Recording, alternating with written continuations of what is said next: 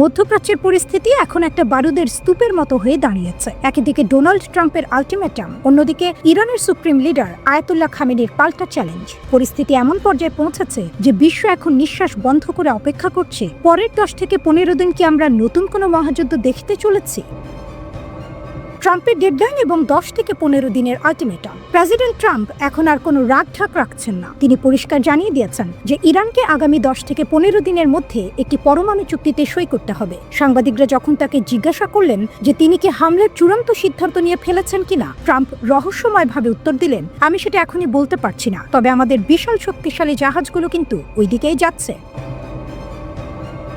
America বর্তমানে মধ্যপ্রাচ্যে 2003 সালের ইরাক আক্রমণের পর সবচেয়ে বড় সামরিক সমাবেশ ঘটিয়েছে। 2টি এয়ারক্রাফট ক্যারিয়ার স্ট্রাইক গ্রুপ, ডজনখানেক যুদ্ধজাহাজ এবং শত শত ফাইটার জেট, 150টিরও বেশি কার্গো ফ্লাইট ভর্তি করে টন টন অস্ত্রশস্ত্র ইতিমধ্যে অঞ্চলে পৌঁছে গেছে।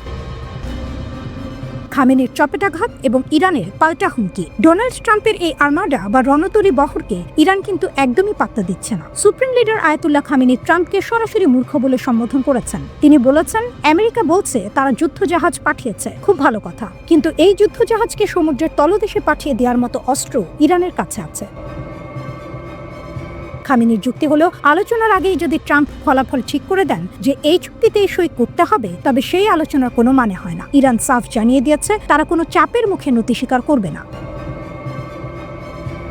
জাতিসংঘের চিঠিতে সর্বাত্মক যুদ্ধের হুঁশিয়ারি। ইরান এখন কেবল কথার লড়াইয়ে সীমাবদ্ধ নেই। জাতিসংঘে নিযুক্ত ইরানের রাষ্ট্রদূত আমির সাইদ ইরাভানি একটি কড়া চিঠি লিখেছেন। সেই চিঠির মূল কথাগুলো ছিল অত্যন্ত বিপজ্জনক।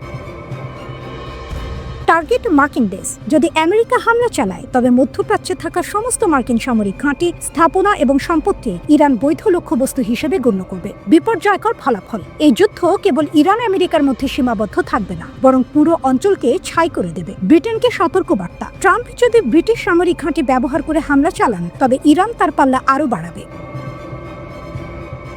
মিত্র দেশগুলোর আতঙ্ক। এই যুদ্ধের আশঙ্কায় সবচেয়ে বেশি ভয়ে আছে জর্ডান, কুয়েত এবং সংযুক্ত আরব আমিরাতের মতো দেশগুলো। কারণ যুদ্ধ শুরু হলে তাদের মাটি ব্যবহার করা হতে পারে এবং ইরানের পাল্টা মিসাইলগুলো তাদের উপরেও এসে পড়তে পারে। মধ্যপ্রাচ্যের এই দেশগুলো এখন দুই নৌকায় পা দিয়ে চলছে। একদিকে আমেরিকার বন্ধুত্ব, অন্যদিকে ইরানের সম্ভাব্য প্রতিশোধ। ট্রাম্প কি সত্যিই হামলা করবেন? ট্রাম্পের পুরনো কৌশল হলো প্রচন্ড চাপ সৃষ্টি করে প্রতিপক্ষকে আলোচনার টেবিলে নতি স্বীকার করতে বাধ্য করা, যাকে বলা হয় the art of the deal. কিন্তু সমস্যা হলো ইরানও দম্বর পাত্র নয়। তারা জানে যদি একবার নতি স্বীকার করে, তবে তাদের সার্বভৌমত্ব বিপন্ন হবে। ডোনাল্ড ট্রাম্প প্রশাসন ইরানের সঙ্গে এমন এক মোড়ে এসে দাঁড়িয়েছে যেখান থেকে বড় ধরনের যুদ্ধ শুরু হতে পারে, আর এই ব্যাপারটা অনেকের ভাবনার চেয়েও দ্রুত। কেন এটি গুরুত্বপূর্ণ?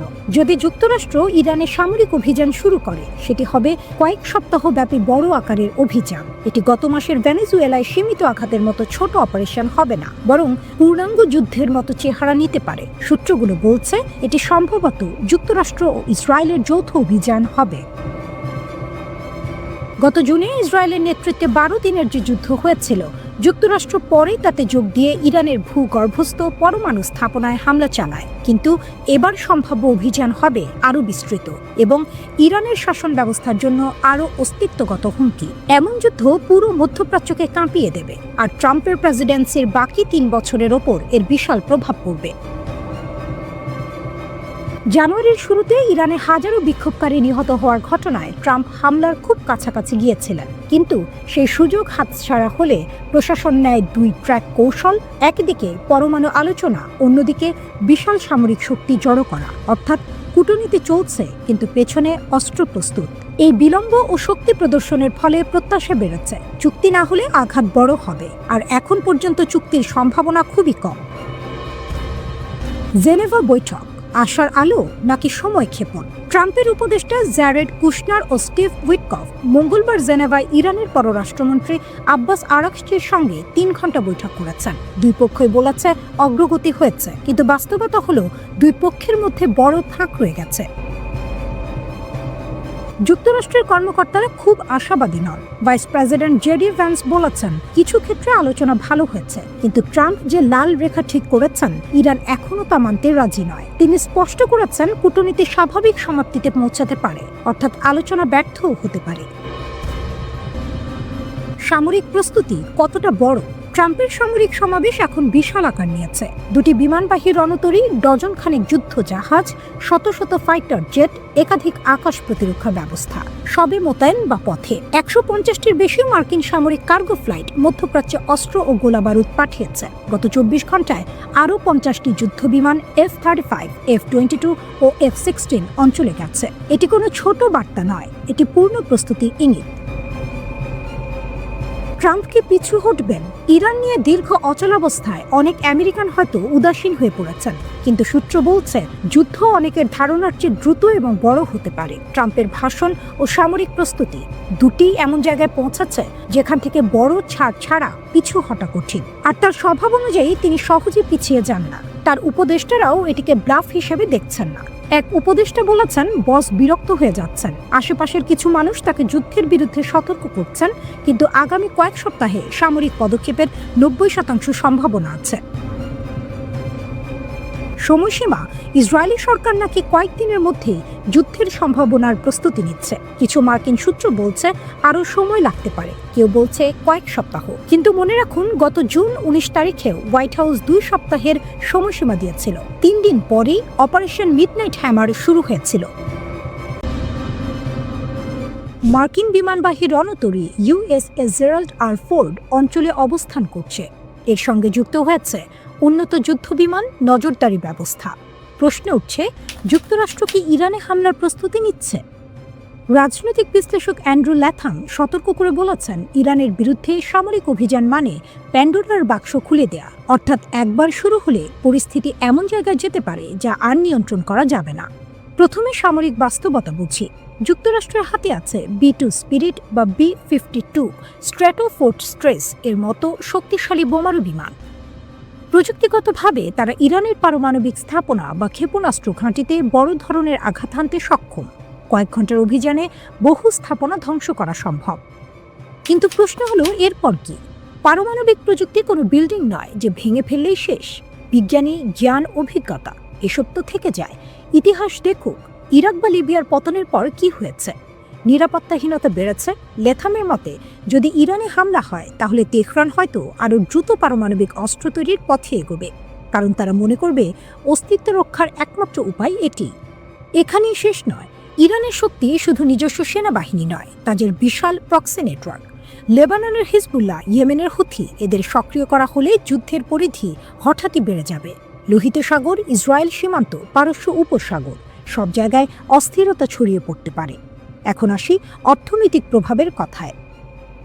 বিশ্বের প্রায় 20% তেল যায় স্ট্রেইট অফ হরমুজ দিয়ে। যদি এই প্রণালী সাময়িকভাবে বন্ধ হয় বা ঝুঁকিপূর্ণ হয়ে পড়ে, তেলের দাম আকাশ ছোঁয়া হবে। জ্বালানি মূল্য বাড়লে বিশ্বজুড়ে মুদ্রাস্ফীতি বাড়বে। ইউরোপ, এশিয়া সব জায়গায় চাপ তৈরি হবে। আর একটি বড় প্রশ্ন, কারা লাভবান হবে? তেলের দাম বাড়লে রাশিয়ার মতো তেল রপ্তানিকারক দেশ লাভবান হতে পারে। অর্থাৎ যুক্তরাষ্ট্র যদি ইরানকে শাস্তি দিতে যায়, তার ফল উল্টোভাবে তাদের ভূ রাজনৈতিক প্রতিদ্বন্দ্বীদের সুবিধা দিতে পারে। কৌশলগত দিক থেকেও বিষয়টি গুরুত্বপূর্ণ। বর্তমানে ওয়াশিংটনের বড় চ্যালেঞ্জ হলো চীন ও রাশিয়া। এশিয়া প্যাসিফিকে চীনের প্রভাব বাড়ছে। ইউরোপের রাশিয়ার আগ্রাসন নিয়ে উদ্বেগ রয়েছে।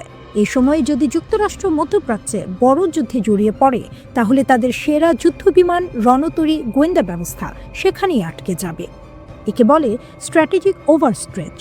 অর্থাৎ দায়িত্ব ও প্রতিশ্রুতি এত বেশি হয়ে যায় যে সম্পদ কম হয়ে যায়। ফলাফল, একটি সমস্যার সমাধান করতে গিয়ে আরও বড় সমস্যা তৈরি হয়। আরেকটি বিষয় হলো ইরানের প্রতিরক্ষা কাঠামো। ইসলামিক রিভলিউশনের গার্ড কর্পস বা IRGC বহু বছর ধরে বিকল্প ব্যবস্থার উপর ভিত্তি করে নিজেদের নেটওয়ার্ক গড়ে তুলেছে। একটি ঘাঁটি ধ্বংস হলে অন্যটি কাজ করবে এমন প্রস্তুতি তাদের আছে। ফলে প্রথম ধাক্কায় বিশৃঙ্খলা তৈরি হলেও তারা দ্রুত পুনর্গঠনে সক্ষম হতে পারে। হামলা করা সহজ, কিন্তু তার পরের 10 বছর সামলানো কঠিন। মার্কিন পাইলটরা নিখুঁতভাবে লক্ষ্যভেদ করতে পারেন, কিন্তু একটি দেশের ভেতরে রাজনৈতিক ও সামরিক অস্থিরতা তৈরি হলে সেটি নিয়ন্ত্রণ করা আলাদা চ্যালেঞ্জ। দীর্ঘমেয়াদে প্রতিরক্ষা বাজেটের ওপর চাপ বাড়বে, বৈশ্বিক অবস্থান দুর্বল হতে পারে। সব মিলিয়ে বিশ্লেষকদের বার্তা পরিষ্কার, ইরানে হামলা মানে স্বল্প মেয়াদে শক্তি প্রদর্শন, কিন্তু দীর্ঘমেয়াদে অস্থিরতা, অর্থনৈতিক ধাক্কা এবং কৌশলগত ঝুঁকি। প্যান্ডোরার বাক্স একবার খুললে ভেতরের সব সমস্যা বেরিয়ে আসবে।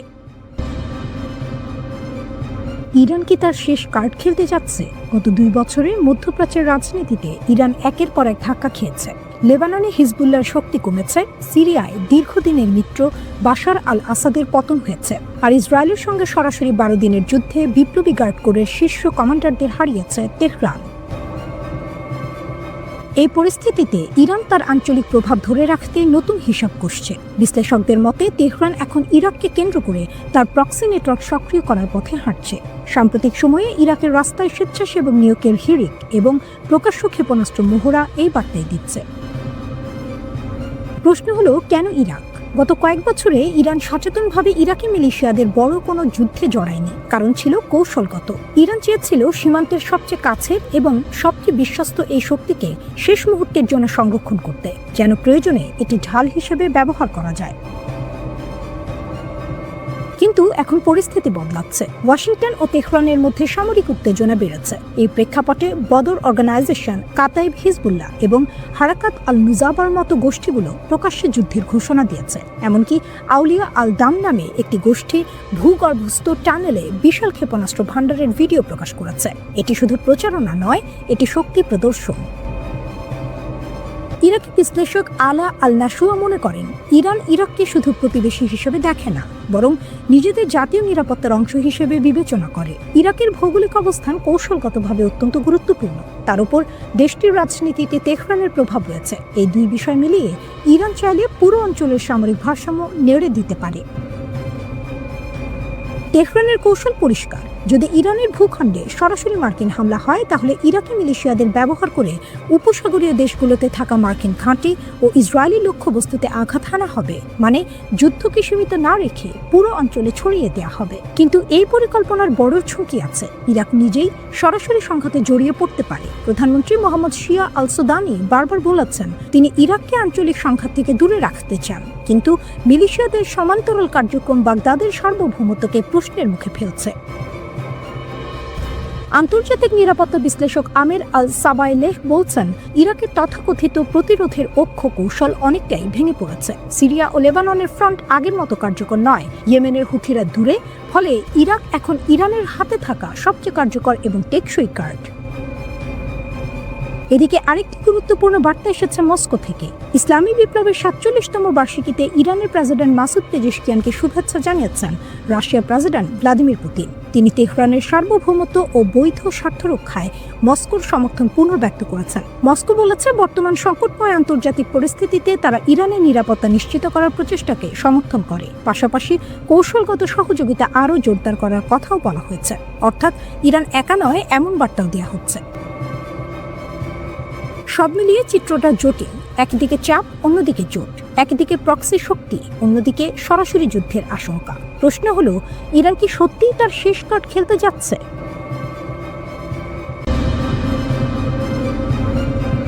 মধ্যপ্রাচ্যে যুদ্ধের আশঙ্কা যত বাড়ছে, একটি প্রশ্ন তত জোরে উঠছে, ইরানকে আক্রমণ করা কি সত্যি এত সহজ? 2025 সালের জুনে 12 দিনের যুদ্ধে ইসরায়েল ইরানের আকাশ সীমায় বড় ধরনের আধিপত্য দেখিয়েছিল। ইরানের আকাশ প্রতিরক্ষা ব্যবস্থাও ক্ষতিগ্রস্ত হয়। শীর্ষ সামরিক কমান্ডারদের গুপ্ত হত্যা করা হয়। লেবানন ও গাজায় ইরানপন্থী গোষ্ঠীগুলোকেও দুর্বল করা হয়। উপর থেকে দেখলে মনে হতে পারে ইরান দুর্বল হয়ে গেছে, কিন্তু বাস্তবতা এত সরল না। ওয়াশিংটনের অনেক থিঙ্ক ট্যাঙ্ক এখন সতর্ক করছে, ইরানকে আক্রমণ করলে ফলাফল ইরাক যুদ্ধের চেয়েও ভয়াবহ হতে পারে। 2003 সালে ইরাক আক্রমণকে সহজ ভাবা হয়েছিল, কিন্তু সেই সিদ্ধান্তের পর জন্ম নেয় ISIS, শুরু হয় দীর্ঘ অস্থিরতা। ইরানের ক্ষেত্রেও যদি একই ধরনের হঠকারী পদক্ষেপ নেওয়া হয়, তাহলে ঢোকার রাস্তা থাকলেও বের হওয়ার পথ বন্ধ হয়ে যেতে পারে। ইরানের প্রথম বড় শক্তি ভূগোল। হরমুজ প্রণালী বিশ্ব অর্থনীতির এক গুরুত্বপূর্ণ ধমনী। বিশ্বের প্রায় 1/5 তেল এই সরু জলপথ দিয়ে যায়। ইরান এই পথের একদম পাশে অবস্থান করছে। তারা চাইলে ডুবোমাইন, উপসাগরীয় ক্ষেপণাস্ত্র এবং দ্রুতগামী নৌকা দিয়ে এই পথ অচল করতে পারে। যদি হরমুজ বন্ধ হয়, তাহলে সৌদি আরব, সংযুক্ত আরব আমিরাত, কুয়েত সবাই বড় ধাক্কা খাবে। তেলের দাম আকাশ ছোঁয়া হবে। বিশ্বজুড়ে জ্বালানি সংকট তৈরি হবে। এই কারণেই অনেক আঞ্চলিক মিত্র সরাসরি যুদ্ধে জড়াতে ভয় পায়। দ্বিতীয় শক্তি ক্ষেপণাস্ত্র ও ড্রোন। ইরানের বিমান বাহিনী হয়তো আধুনিক না, কিন্তু তাদের ক্ষেপণাস্ত্র ভান্ডার বিশাল। 2025 সালের যুদ্ধে তারা প্রায় 500টি ক্ষেপণাস্ত্র ছুড়েছিল ইসরায়েলের দিকে। এর কিছু আধুনিক প্রতিরক্ষা ব্যবস্থা ভেদ করে লক্ষ্যবস্তুতে আঘাত করে। বিভিন্ন গবেষণা সংস্থার মতে ইরানের কাছে হাজার হাজার ব্যালিস্টিক ও ক্রুজ মিসাইল রয়েছে। এগুলোর রেঞ্জ 2 থেকে 2500 কিলোমিটার পর্যন্ত। মানে মধ্যপ্রাচ্যে থাকা প্রায় 18টি মার্কিন সামরিক ঘাঁটি এখন এই রেঞ্জের ভেতরে। যুদ্ধের পর ইরান উৎপাদন আরও বাড়িয়েছে। প্রতি মাসে কয়েকশো ব্যালিস্টিক মিসাইল তৈরির সক্ষমতা অর্জন করেছে বলে খবর। কঠিন জ্বালানি ব্যবহার করে উৎক্ষেপণের সময়ও কমিয়ে আনাচ্ছে কয়েক ঘন্টা থেকে কয়েক মিনিটে। খাইবার শিকান, ফাতা 1, ফাতা 2 এমন কিছু ক্ষেপণাস্ত্র উচ্চ গতিতে ও আঁকা বাঁকা পথে চলতে পারে বলে দাবি করা হয়। এগুলো রাডার ফাঁকি দিতে পারে। তৃতীয় শক্তি অপ্রচলিত নৌকৌশল। ইরানের নৌবাহিনী বড় বড় জাহাজের উপর নির্ভরশীল নয়, বরং ছোট দ্রুতগামী নৌযান ও মিনি সাবমেরিন ব্যবহার করে। ইসলামী বিপ্লবী গার্ড কোরের হাতে রয়েছে গাদের ক্লাস মিনি সাবমেরিন, যা অগভীর পানিতে কাজ করতে পারে। এছাড়া সমুদ্র মাইন পেতে দেয়া বা ক্রুজ মিসাইল ছোড়ার সক্ষমতাও আছে। বড় মার্কিন বিমানবাহী রণতরী শক্তিশালী হলেও শত শত ছোট বোট ও ড্রোনের ঝাঁক তাদের জন্য চ্যালেঞ্জ হয়ে দাঁড়াতে পারে। চতুর্থ বিষয় অপ্রতিসম যুদ্ধ। ইরান সরাসরি মুখোমুখি যুদ্ধে যুক্তরাষ্ট্রকে হারাতে পারবে না, এটা তারা জানে। কিন্তু তারা প্রতিপক্ষকে এমন ক্ষতি করতে পারে যা রাজনৈতিকভাবে অসহনীয় হয়ে উঠবে। কয়েক হাজার সেনা হতাহতের ঝুঁকি, তেল অবকাঠামো ধ্বংস, আঞ্চলিক অস্থিরতা, এসবের প্রভাব শুধু যুদ্ধক্ষেত্রে সীমাবদ্ধ থাকবে না। আরেকটি বাস্তবতা হলো ইরানের সামরিক অবকাঠামোর বড় অংশ ভূগর্ভস্থ বাংকারে, ফলে পুরো সক্ষমতা ধ্বংস করা কঠিন। মধ্যপ্রাচ্য আবারও উত্তপ্ত, আর এই উত্তেজনার কেন্দ্রে আছে দুই দেশ, ইসরায়েল ও ইরান। ইসরায়েলের প্রধানমন্ত্রী বেনিয়ামিন নেতানিয়াহু অনেকদিন ধরে ইরানকে তাদের সবচেয়ে বড় হুমকি হিসেবে দেখছেন। তার দৃষ্টিতে শুধু ইরান নয়, ইরানের সঙ্গে যুক্ত বিভিন্ন শিয়া মিলিশিয়া গোষ্ঠীও ইসরায়েলের নিরাপত্তার জন্য বড় চ্যালেঞ্জ। লেবাননের হিজবুল্লাহ, গাজায় হামাস, সিরিয়া ও ইরাকে ইরানপন্থী সশস্ত্র গোষ্ঠী, সব মিলিয়ে একটি জটিল নেটওয়ার্ক তৈরি হয়েছে, যা ইসরায়েলের জন্য মাথা ব্যথার কারণ। এই প্রেক্ষাপটে খবর এসেছে ইসরায়েল সম্ভাব্য সামরিক হামলার একটি পরিকল্পনা অনুমোদন করেছে। আন্তর্জাতিক ভাষায় একে বলা হয় কন্টিনজেন্সি প্ল্যান, অর্থাৎ পরিস্থিতি যদি হঠাৎ নিয়ন্ত্রণের বাইরে চলে যায় তাহলে যেন সঙ্গে সঙ্গে হামলা চালানো যায় সেরকম প্রস্তুতি। এটা এখনো যুদ্ধ ঘোষণা নয়, কিন্তু এটা পরিষ্কার বার্তা ইসরায়েল প্রস্তুত। পরিকল্পনা অনুযায়ী ইরানের সামরিক অবকাঠামো, ক্ষেপণাস্ত্র ঘাঁটি এবং পারমাণবিক স্থাপনাগুলো সম্ভাব্য লক্ষ্য হতে পারে। বিশ্লেষকদের মতে নাতানজ ও ফোর্দো পারমাণবিক কেন্দ্র, ব্যালিস্টিক ক্ষেপণাস্ত্র ঘাঁটি, আইআরজিসির কমান্ড সেন্টার এবং ড্রোন উৎপাদন কেন্দ্র এসব জায়গা টার্গেটের তালিকায় থাকতে পারে। কেন এসব জায়গা গুরুত্বপূর্ণ? কারণ ইসরায়েলের দাবি ইরানের পারমাণবিক ও ক্ষেপণাস্ত্র কর্মসূচি তাদের অস্তিত্বের জন্য হুমকি। যদিও ইরান বলে আসছে তাদের পারমাণবিক কর্মসূচি শান্তিপূর্ণ এবং ক্ষেপণাস্ত্র কর্মসূচি প্রতিরক্ষামূলক। এখন আসি সামরিক দিক থেকে। বিশ্লেষকদের মতে ইসরায়েল যদি হামলা চালায় তাহলে তারা ব্যবহার করতে পারে দূরপাল্লার F-15 ও F-35 যুদ্ধ বিমান। এছাড়া স্ট্যান্ড অফ মিসাইল, যেগুলো দূর থেকে নিক্ষেপ করা যায়, ড্রোন অপারেশন এবং সাইবার হামলাও হতে পারে কৌশলের অংশ। লক্ষ্য থাকবে দ্রুত আঘাত করে গুরুত্বপূর্ণ স্থাপনাগুলো অচল করে দেয়া। কিন্তু বিষয়টা এত সহজ নয়। ইরানও প্রস্তুত। ইরান বহু বছর ধরে তাদের ক্ষেপণাস্ত্র ও ড্রোন সক্ষমতা বাড়িয়েছে। তারা সরাসরি ইসরায়েলে হামলা চালাতে না পারলেও প্রক্সি গোষ্ঠীগুলোর মাধ্যমে চাপ তৈরি করতে পারে। লেবানন, সিরিয়া বা গাজা যে কোনো দিক থেকে সংঘাত ছড়িয়ে পড়তে পারে। এই পুরো পরিস্থিতিতে যুক্তরাষ্ট্রের ভূমিকা গুরুত্বপূর্ণ। খবর অনুযায়ী যদি বড় ধরনের সংঘাত শুরু হয় তাহলে ওয়াশিংটন তেল আবিবের পাশে থাকবে। মধ্যপ্রাচ্যে ইতোমধ্যে মার্কিন বিমান ও নৌবহর মোতায়েন রয়েছে। গোয়েন্দা তথ্য ও সামরিক সহায়তা দিয়েও যুক্তরাষ্ট্র ইসরায়েলকে সমর্থন দিতে পারে। এখন বড় প্রশ্ন, এতে কি পূর্ণমাত্রার যুদ্ধ শুরু হবে? সম্ভাবনা উড়িয়ে দেওয়া যায় না, কারণ এখানে শুধু দুই দেশের বিষয় নয়, মধ্যপ্রাচ্যের একাধিক দেশ, বিভিন্ন মিলিশিয়া গোষ্ঠী আর বৈশ্বিক শক্তিগুলো জড়িত। একটি হামলা সহজেই বড় আকারের আঞ্চলিক সংঘাতে রূপ নিতে পারে।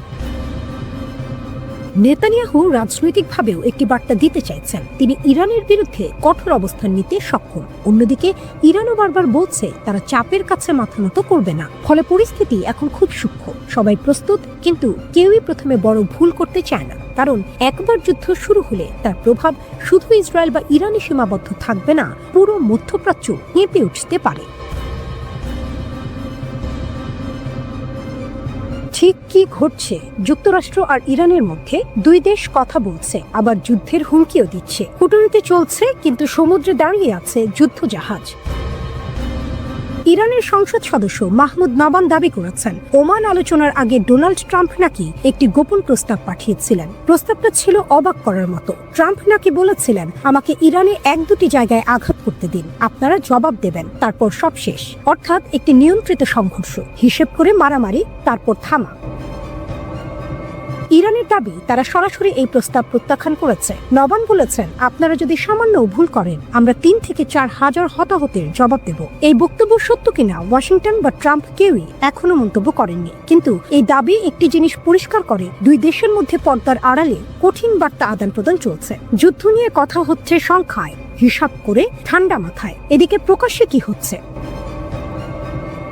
ওমানে যুক্তরাষ্ট্র ও ইরানের মধ্যে পারমাণবিক ইস্যুতে আলোচনা হয়েছে। ট্রাম্প আলোচনাকে খুব ভালো বলেছে। আগামী সপ্তাহে আরো বৈঠকের পরিকল্পনা আছে, কিন্তু ঠিক সেই সময়েই অন্য এক দৃশ্য।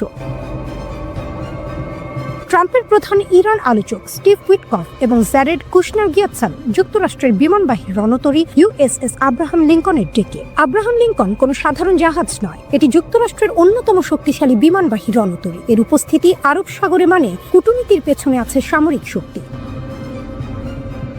উইটকফ বলেছেন, শান্তি শক্তির মাধ্যমেই আসে, অর্থাৎ কথা চলবে, কিন্তু প্রয়োজনে শক্তি ব্যবহারও হবে। ট্রাম্প আগেও সতর্ক করেছেন, ইরান চুক্তিতে না এলে শক্তি ব্যবহার একটি বিকল্প। অন্যদিকে ইরানও নরম নয়। পররাষ্ট্রমন্ত্রী আব্বাস আরাকচি বলেছেন, ইরানের ক্ষেপণাস্ত্র কর্মসূচি নিয়ে কোনো আলোচনা হবে না, এটা তাদের জন্য অআলোচনাযোগ্য। তবে তিনি বলেছেন, যুক্তরাষ্ট্র যদি আন্তরিক হয় এবং বৈধ উদ্বেগ বিবেচনায় নেয়, তাহলে কূটনৈতিক পথ খোলা আছে। সমস্যা হলো, একদিকে আলোচনা, অন্যদিকে যুদ্ধ প্রস্তুতি। এই দুই পথ একসঙ্গে কত দূর চলতে পারে? গালফ আরব দেশগুলো উদ্বিগ্ন। তারা আশঙ্কা করছে, সামান্য ভুল হিসাব পুরো অঞ্চলকে যুদ্ধে টেনে নিতে পারে। গত বছরের 12 দিনের ইসরায়েল ইরান সংঘাতের স্মৃতি এখনো টাটকা। এর মধ্যে ইরানের সেনাপ্রধান major general Abdur Rahim Musavi কঠোর বার্তা দিয়েছেন। তিনি বলেছেন, ইরানের বিরুদ্ধে সামরিক পদক্ষেপ নিলে শত্রুর জন্য তা হবে সম্পূর্ণ ও কৌশলগত পরাজয়। তিনি সতর্ক করেছেন, কোনো সীমিত হামলা সীমিত থাকবে না, এটি ছড়িয়ে পড়বে পুরো অঞ্চলে, বহু পক্ষ জড়িয়ে যাবে।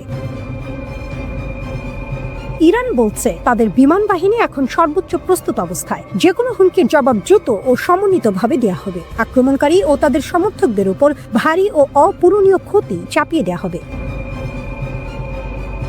সুপ্রিম লিডার আয়াতুল্লাহ আলী খামেনিও একই বার্তা দিয়েছেন। তিনি বলেছেন, ইরান যুদ্ধ চায় না, কিন্তু কেউ আক্রমণ করলে দৃঢ় আঘাত করা হবে। আর যদি যুক্তরাষ্ট্র যুদ্ধ শুরু করে, তা হবে আঞ্চলিক যুদ্ধ, নিয়ন্ত্রণের বাইরে চলে যেতে পারে।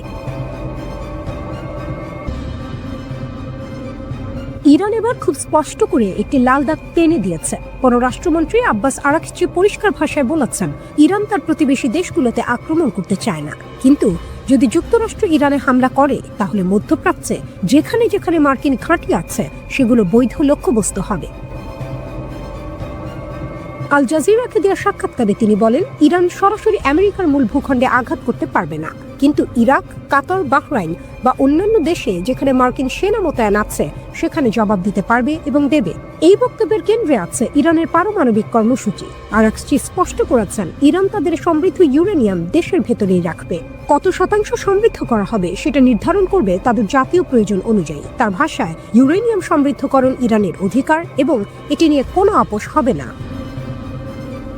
জিরো এনরিচমেন্ট, অর্থাৎ একেবারেই সমৃদ্ধকরণ বন্ধ, এই প্রস্তাব তিনি সরাসরি নাকচ করেছেন। তিনি বলেন, অতীতে পারমাণবিক স্থাপনায় বোমা হামলা হয়েছে, কিন্তু তাতে ইরানের প্রযুক্তিগত সক্ষমতা মুছে যায়নি। তবে তিনি এটাও বলেছেন, সমস্যার সমাধান যুদ্ধ নয়, আলোচনা, কিন্তু সেই আলোচনা হতে হবে সম্মানজনক ও বাস্তবসম্মত। চাপ, হুমকি বা জোর জবরদস্তি দিয়ে কোনো চুক্তি সম্ভব নয়। এখন পর্যন্ত ওয়াশিংটনের সঙ্গে যোগাযোগ হয়েছে পরোক্ষভাবে এবং শুধু পারমাণবিক ইস্যুতে সীমাবদ্ধ। তিনি বলেন, আলোচনার শুরু ভালো হলেও পারস্পরিক বিশ্বাস গড়ে তুলতে সময় লাগবে। একটি বিষয় তিনি একদম পরিষ্কার করে দিয়েছেন, ইরানের ক্ষেপণাস্ত্র কর্মসূচি নিয়ে কোনো আলোচনা হবে না, এখন না, ভবিষ্যতেও না। অন্যদিকে তিনি যুক্তরাষ্ট্রকে অভিযুক্ত করেছেন, তারা ইসরায়েলকে মধ্যপ্রাচ্যে আধিপত্য বিস্তারে সহায়তা করছে। তার মতে বর্তমান পরিস্থিতি আত্মরক্ষার জন্য নয়, বরং ইসরায়েলকে আঞ্চলিক শ্রেষ্ঠত্ব দেওয়ার জন্য তৈরি করা হয়েছে। এই বক্তব্য এমন এক সময় এসেছে যখন যুক্তরাষ্ট্র ইরানের ওপর চাপ বাড়াচ্ছে। প্রেসিডেন্ট ডোনাল্ড ট্রাম্প বলেছেন, চুক্তি করতে তাদের তাড়া নেই, কিন্তু চুক্তি না হলে খুব কঠিন পরিণতি হবে। তিনি একটি নির্বাহী আদেশে সই করেছেন, যার মাধ্যমে ইরানি পণ্য আমদানি করা দেশগুলোর ওপর শুল্ক আরোপ করা হবে। যুক্তরাষ্ট্রের অর্থ মন্ত্রণালয়ও নতুন নিষেধাজ্ঞা ঘোষণা করেছে ব্যক্তি, কোম্পানি ও জাহাজের ওপর। মাস্কাটে সাম্প্রতিক আলোচনায় দুই পক্ষই তাদের আগের অবস্থান থেকে সরেনি। ইরান আবারও বলেছে তারা সমৃদ্ধকরণ বন্ধ করবে না। এর মধ্যেই মার্কিন পররাষ্ট্র দপ্তর তাদের নাগরিকদের ইরান ছাড়ার পরামর্শ দিয়েছে। কূটনীতি চলছে, কিন্তু ঝুঁকি এখন অনেক বেশি। মধ্যপ্রাচ্যে ইরানের আশেপাশে নৌ ও বিমান বহর সহ বড় ধরনের সামরিক সমাবেশ গড়ে তুলেছে যুক্তরাষ্ট্র। ট্রাম্প দাবি করেছেন ইরানকে ইউরেনিয়াম সমৃদ্ধকরণ থেকে সরে আসতে হবে। এর পাশাপাশি ব্যালিস্টিক ক্ষেপণাস্ত্র উৎপাদন ও আশেপাশের অঞ্চলের সশস্ত্র গোষ্ঠীগুলোকে সমর্থন দেওয়া বন্ধ করতে হবে, অন্যথায় ফের ইরানের হামলা চালানো হবে বলে হুমকি দিয়েছেন তিনি। ইউরেনিয়াম সমৃদ্ধকরণের মাধ্যমে ইরান পারমাণবিক বোমা তৈরির প্রচেষ্টা চালাচ্ছে বলে সন্দেহ যুক্তরাষ্ট্র ও ইসরায়েল সহ পশ্চিমা শক্তিগুলোর। ইরান দীর্ঘদিন ধরে বলে আসছে তাদের পারমাণবিক প্রকল্পগুলো শান্তিপূর্ণ উদ্দেশ্যে নিবেদিত, পারমাণবিক জ্বালানি দিয়ে বোমা বানানোর কোনো ইচ্ছা তাদের নেই। রয়টার্স লিখেছে, ইরানের পারমাণবিক প্রকল্প ঘিরে পশ্চিমের সঙ্গে দীর্ঘদিনের বিরোধ নিয়ে উভয় পক্ষই কূটনীতি পুনরুজ্জীবনের ইঙ্গিত দেওয়া সত্ত্বেও আরাকস চেয়ে সুনির্দিষ্ট বিষয়ের বাইরে আলোচনা আরও বিস্তৃত করার বিষয়টি উপেক্ষা করেছেন। যদি হঠাৎ আকাশ ভরে যায় হাজার হাজার ড্রোনে, ভাবুন এক মুহূর্তের জন্য ওমান সাগর বা পারস্য উপসাগর থেকে আমেরিকার একটি বিশাল বিমানবাহী রণতরী ইরানের দিকে এগিয়ে আসছে। সঙ্গে আছে ডেস্ট্রয়ার, ফ্রিগেট, মিসাইলবাহী যুদ্ধ জাহাজ, একটি পূর্ণাঙ্গ ক্যারিয়ার স্ট্রাইক গ্রুপ। হঠাৎ রাডারে ধরা পড়ল অস্বাভাবিক কিছু। আকাশে উঠছে শত শত, না হাজার হাজার ড্রোন। সবগুলোর লক্ষ্য একটাই, এই বহরের নেতা বিশাল এয়ারক্রাফট ক্যারিয়ার। এটাই হচ্ছে সেই ভয়ঙ্কর কৌশল যেটা নিয়ে এখন সামরিক বিশ্লেষকরা সবচেয়ে বেশি আলোচনা করছেন। এয়ারক্রাফট ক্যারিয়ার কি অজেয়? আমরা সাধারণত ভাবি আমেরিকার বিমানবাহী রণতরী মানেই অজেয় শক্তি। এগুলোর এয়ার ডিফেন্স খুব শক্তিশালী, আছে আধুনিক রাডার, এয়ার ডিফেন্স গান, একের পর এক মিসাইল সিস্টেম। কিন্তু একটা বড় সমস্যা আছে, এগুলো একসাথে হাজার হাজার লক্ষ্যবস্তু মোকাবিলার জন্য তৈরি না। যদি একসাথে অল্প কয়েকটা মিসাইল আসে, ঠেকানো সম্ভব, কিন্তু যদি আকাশ ভরে যায় ড্রোনে, সবগুলোকে ধ্বংস করা প্রায় অসম্ভব। আর এখানেই আসে ইরানের ভয়ঙ্কর পরিকল্পনা। কামিকাজে ড্রোন ইরানের সবচেয়ে বড় অস্ত্র। ইরানের ইসলামী বিপ্লবী গার্ড বাহিনী IRGC বছরের পর বছর ধরে হাজার হাজার কামিকাজে ড্রোন তৈরি করেছে। সবচেয়ে পরিচিত দুটি মডেল শাহিদ 131, শাহিদ 136। এই ড্রোনগুলো কতটা ভয়ঙ্কর তা ইউক্রেন যুদ্ধ দেখলেই বোঝা যায়। ইরান এই প্রযুক্তি রাশিয়াকে দিয়েছে। রাশিয়া সেই ডিজাইন ব্যবহার করে বানিয়েছে জেরান ড্রোন। আজ ইউক্রেনের শহরগুলোতে প্রতিদিন যে ড্রোন হামলা হচ্ছে তার পেছনে এই প্রযুক্তিই কাজ করছে। ড্রোন বনাম মিসাইল। কেন ড্রোন বেশি বিপজ্জনক? একটা মিসাইল খুব দামি, একটা ড্রোন তুলনামূলকভাবে অনেক সস্তা। কিন্তু সমস্যা হলো একসাথে হাজার হাজার ড্রোন ছোড়া যায়। এই কৌশলকে সামরিক ভাষায় বলা হয় সোয়ার্ম অ্যাটাক। এর মানে কি, শত্রুর এয়ার ডিফেন্স যতই শক্তিশালী হোক, সে সব লক্ষ্য ধরতে পারবে না, সবকিছুর উপর মিসাইল নষ্ট করতে পারবে না। শেষ পর্যন্ত কিছু ড্রোন ঢুকবে। আর একটা এয়ারক্রাফট ক্যারিয়ারে যদি ঠিক জায়গায় মাত্র কয়েকটি ড্রোন আঘাত করে, তাতেই ভয়াবহ ক্ষতি হতে পারে। ইরান কি এটা আগেও করেছে? হ্যাঁ, ইরান এর আগে ইসরায়েলের দিকে একসাথে অনেক মিসাইল ছুড়েছে, বড় পরিসরে হামলা চালিয়েছে। ফিলিস্তিনি প্রতিরোধ গোষ্ঠীও একই কৌশলে ইসরায়েলের এয়ার ডিফেন্স ভেদ করতে পেরেছিল।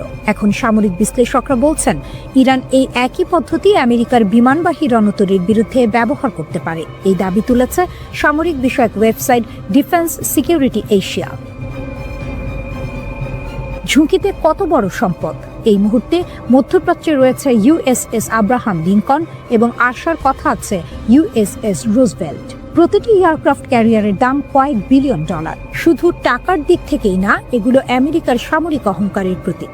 যদি ইরান কখনো একটি ক্যারিয়ার ডুবিয়ে দেয় বা মারাত্মকভাবে ক্ষতিগ্রস্ত করে, তাহলে সেটা হবে আমেরিকার জন্য ঐতিহাসিক ধাক্কা এবং ইরানের জন্য বিশাল কৌশলগত জয়। ইরানে এক সপ্তাহে ৯৯টি ভূমিকম্প, প্রকৃতির খেলা নাকি যুদ্ধের প্রস্তুতি? ইরান, ইসরায়েল এবং যুক্তরাষ্ট্র এই তিন দেশকে ঘিরে মধ্যপ্রাচ্যে উত্তেজনা আবার নতুন করে মাথাচাড়া দিয়েছে। ঠিক এই সময়ে সামনে আসে একটি অস্বাভাবিক তথ্য। মাত্র এক সপ্তাহে ইরানে ৯৯টি ভূমিকম্প, আর এখান থেকেই শুরু হয় জল্পনা, গুজব আর নানা ষড়যন্ত্র তত্ত্ব। প্রশ্ন হলো, এগুলো কি স্বাভাবিক ভূমিকম্প, নাকি গোপন পারমাণবিক পরীক্ষা, নাকি যুক্তরাষ্ট্র ও ইসরায়েলের সঙ্গে সম্ভাব্য যুদ্ধের প্রস্তুতি? কি ঘটেছে ইরানে? ২০২৬ সালের ১০ থেকে ১৬ জানুয়ারি মাত্র ৬ দিনের মধ্যে ইরানে মোট ৯৯টি ভূমিকম্প রেকর্ড করা হয়। এই ভূমিকম্পগুলোর মধ্যে ৭২টির মাত্রা ছিল ৩.০ এর আশেপাশে, ২১টি ছিল ৩ থেকে ৪ মাত্রার মধ্যে, ৫টি ছিল ৪ থেকে ৫ মাত্রার মধ্যে এবং মাত্র একটি ভূমিকম্প ছিল ৫ থেকে ৬ মাত্রার, অর্থাৎ বেশিরভাগ কম থেকে মাঝারি মাত্রার ভূমিকম্প। কোন কোন এলাকায় ভূমিকম্প হয়েছে? এই ভূমিকম্পগুলো কোনো একটি জায়গায় সীমাবদ্ধ ছিল না, বরং একাধিক প্রদেশে ছড়িয়ে পড়ে। খুসান ১৮টি, ইয়াজদ ১৩টি, কেরমান, দক্ষিণ খোরাসান প্রতিটিতে ৭টি করে। এই বিস্তৃত ভৌগোলিক ছড়ানো বিষয়টি গুরুত্বপূর্ণ, কারণ যদি এটা কোনো গোপন বিস্ফোরণ হতো তাহলে সাধারণত একটি নির্দিষ্ট এলাকায় সীমাবদ্ধ থাকতো।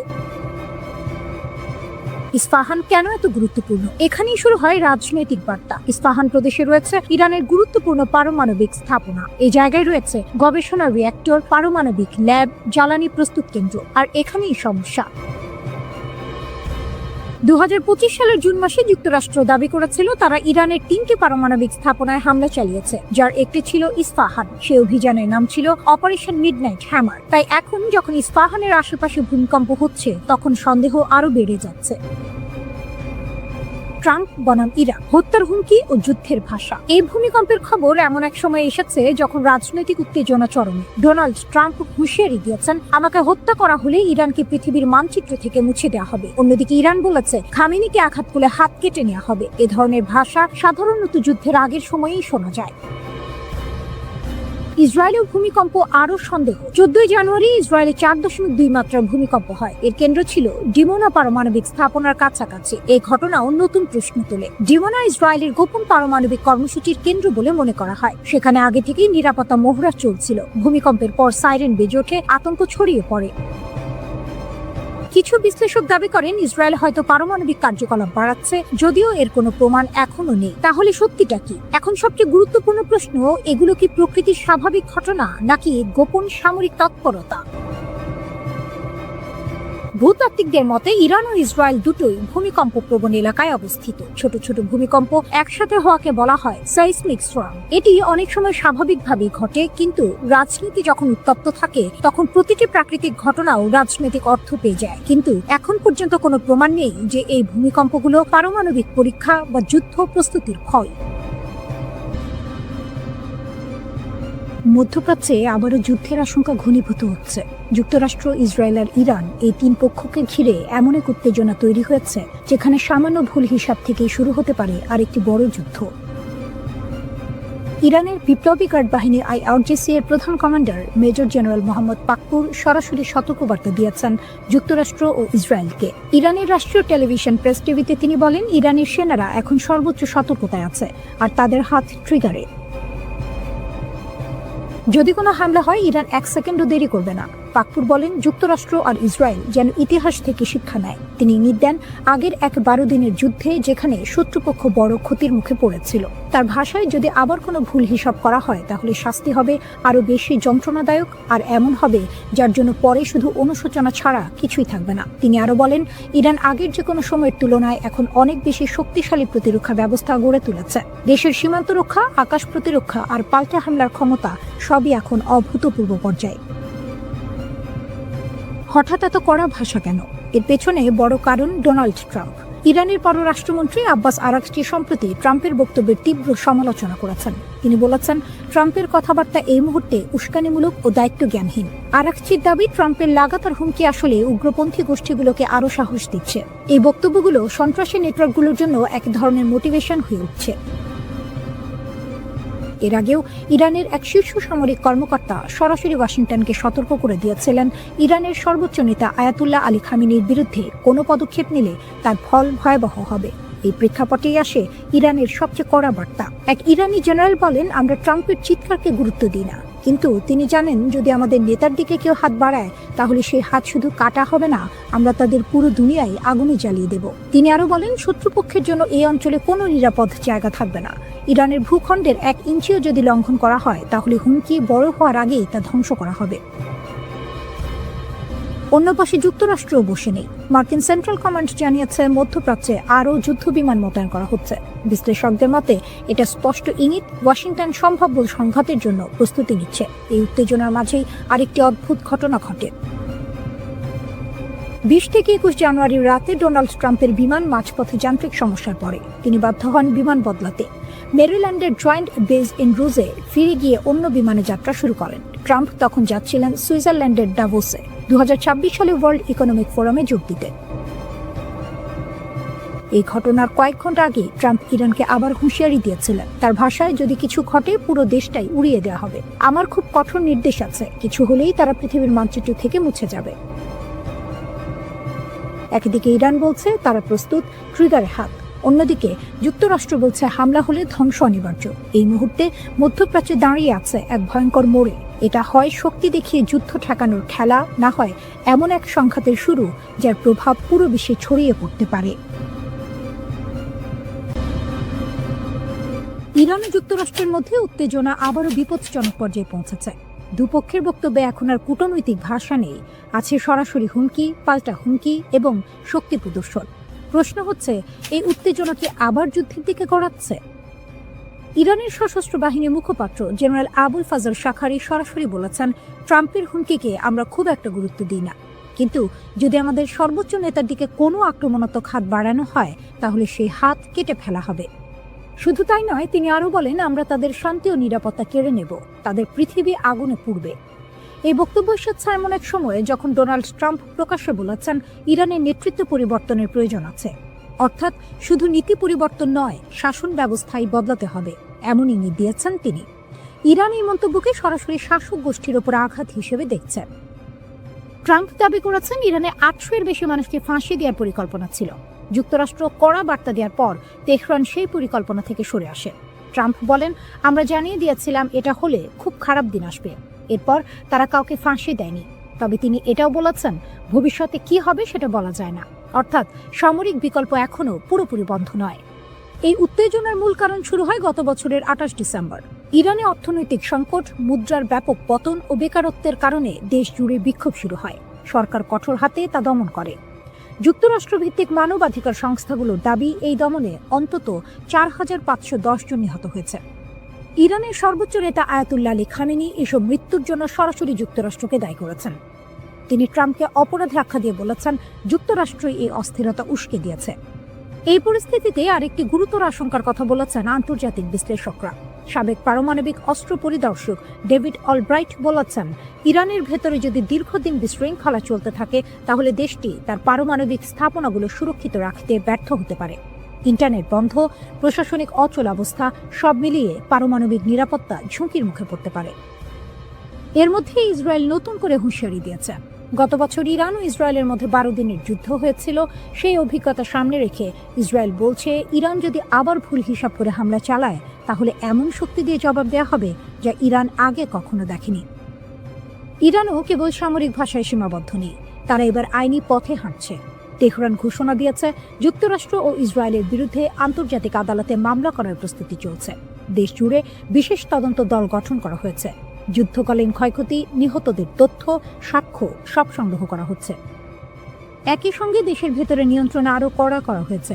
ইরান সরকার প্রায় 40,000 স্টারলিংক স্যাটেলাইট ইন্টারনেট সংযোগ বন্ধ করে দিয়েছে। তাদের দাবি, এই নেটওয়ার্ক ব্যবহার করে যুক্তরাষ্ট্র ও ইসরায়েল বিক্ষোভ উস্কে দিচ্ছে। ইরান বলছে, এই লড়াই শুধু ইরানের নয়, পুরো মধ্যপ্রাচ্যের। ইরান, ইরাক, হিজবুল্লাহ, ফিলিস্তিনি গোষ্ঠী ও ইয়েমেনের আনসারুল্লাহ সবাই একসঙ্গে যুক্তরাষ্ট্র ও ইসরায়েলের বিরুদ্ধে দাঁড়াবে। ইরানের বিমান প্রতিরক্ষা ব্যবস্থা সত্যিই কি যুক্তরাষ্ট্র ও ইসরায়েলের ভয়ঙ্কর আক্রমণ ঠেকাতে পারবে? এই লড়াইটা শুধু মিসাইল বনাম মিসাইলের নয়, এটা রাডার, স্টেলথ প্রযুক্তি আর কয়েক সেকেন্ডের সিদ্ধান্তের যুদ্ধ। এক মুহূর্ত দেরি মানেই ধ্বংস। ইরানের জন্য সবচেয়ে বড় হুমকি হচ্ছে যুক্তরাষ্ট্র ও ইসরায়েলের ব্যবহার করা F-35 লাইটনিং 2 যুদ্ধবিমান। এগুলো পঞ্চম প্রজন্মের স্টেলথ ফাইটার জেট। সাধারণ ভাষায় বললে এই বিমানগুলো এমনভাবে তৈরি যে রাডার সহজে ধরতেই পারে না। শত্রু দেশের আকাশসীমার ভেতরে অনেক দূর ঝুঁকে পড়ার পরেও অনেক সময় এগুলোর অস্তিত্ব ধরা পড়ে না।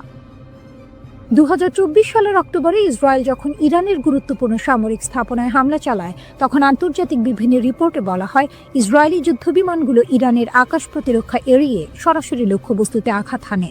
এখানেই ইরানের সবচেয়ে বড় চ্যালেঞ্জ, এই অদৃশ্য শত্রুকে কিভাবে সময়মতো শনাক্ত করা যাবে। দীর্ঘদিন ধরে ইরানের আকাশ প্রতিরক্ষার মূল ভরসা ছিল রাশিয়ার দেয়া S-300 PMU-2 সিস্টেম। এটি অনেক দূর থেকে শত্রু বিমান বা মিসাইল শনাক্ত করতে পারে, কিন্তু 2024 সালের শেষ দিকে ইসরায়েলের নির্ভুল হামলায় এই S-300 সিস্টেমের শেষ সক্রিয় ব্যাটারিগুলো ধ্বংস হয়ে যায় বলে দাবি করা হয়। এর ফলে ইরানের আকাশ প্রতিরক্ষায় বড় ধরনের ফাঁক তৈরি হয়। এই ঘটনাই দেখিয়ে দেয় পুরনো রুশ প্রযুক্তি আধুনিক পশ্চিমা ইলেকট্রনিক যুদ্ধ আর স্মার্ট মিসাইলের সামনে কতটা দুর্বল। এরপর ইরান সামনে আনে তাদের নিজস্ব তৈরি ব্যবস্থা বাভার 373। ইরানের দাবি এই সিস্টেম রাশিয়ার S-400 কিংবা আমেরিকার প্যাট্রিয়ট সিস্টেমের সমতুল্য। এতে ব্যবহার করা হয় সাইয়াদ 4B মিসাইল, যার পাল্লা নাকি 300 কিলোমিটারের বেশি, এবং এটি অনেক উঁচুতে থাকা লক্ষ্যবস্তু ধ্বংস করতে পারে। ইরানি কর্মকর্তারা আরও দাবি করেন বাভার 373 স্টেলথ বিমানও শনাক্ত করতে পারে। তবে বাস্তব যুদ্ধে, বিশেষ করে পূর্ণমাত্রার সংঘর্ষে এই দাবি এখনও পরীক্ষিত নয়। তবুও বর্তমানে এই সিস্টেমই ইরানের আকাশ রক্ষার মূল ভরসা। লং রেঞ্জ সিস্টেমের পাশাপাশি আছে মাঝারি পাল্লার 15তম খোরদাত প্রতিরক্ষা ব্যবস্থা। এটি একসাথে একাধিক লক্ষ্যবস্তুতে আঘাত হানতে পারে। এর রাডার প্রায় 150 কিলোমিটার দূর থেকে যুদ্ধবিমান ও ক্রুজ মিসাইল শনাক্ত করতে সক্ষম। সবচেয়ে বড় সুবিধা হলো এটি খুব দ্রুত অবস্থান বদলাতে পারে, ফলে শত্রুর জন্য এটিকে টার্গেট করা কঠিন হয়ে যায়। কিন্তু সমস্যা এখানেই শেষ নয়। আজকের যুদ্ধে শুধু ওপর দিয়ে আসা বিমান নয়, নিচু দিয়ে উড়ে আসা ক্রুজ মিসাইলও ভয়ঙ্কর হুমকি। এগুলো রাডার এড়িয়ে পাহাড়, ভবনের আড়াল ধরে এগোয়। এসব ঠেকাতে ইরান ব্যবহার করছে টর M1 এবং আজারাক নামের স্বল্প পাল্লার প্রতিরক্ষা ব্যবস্থা।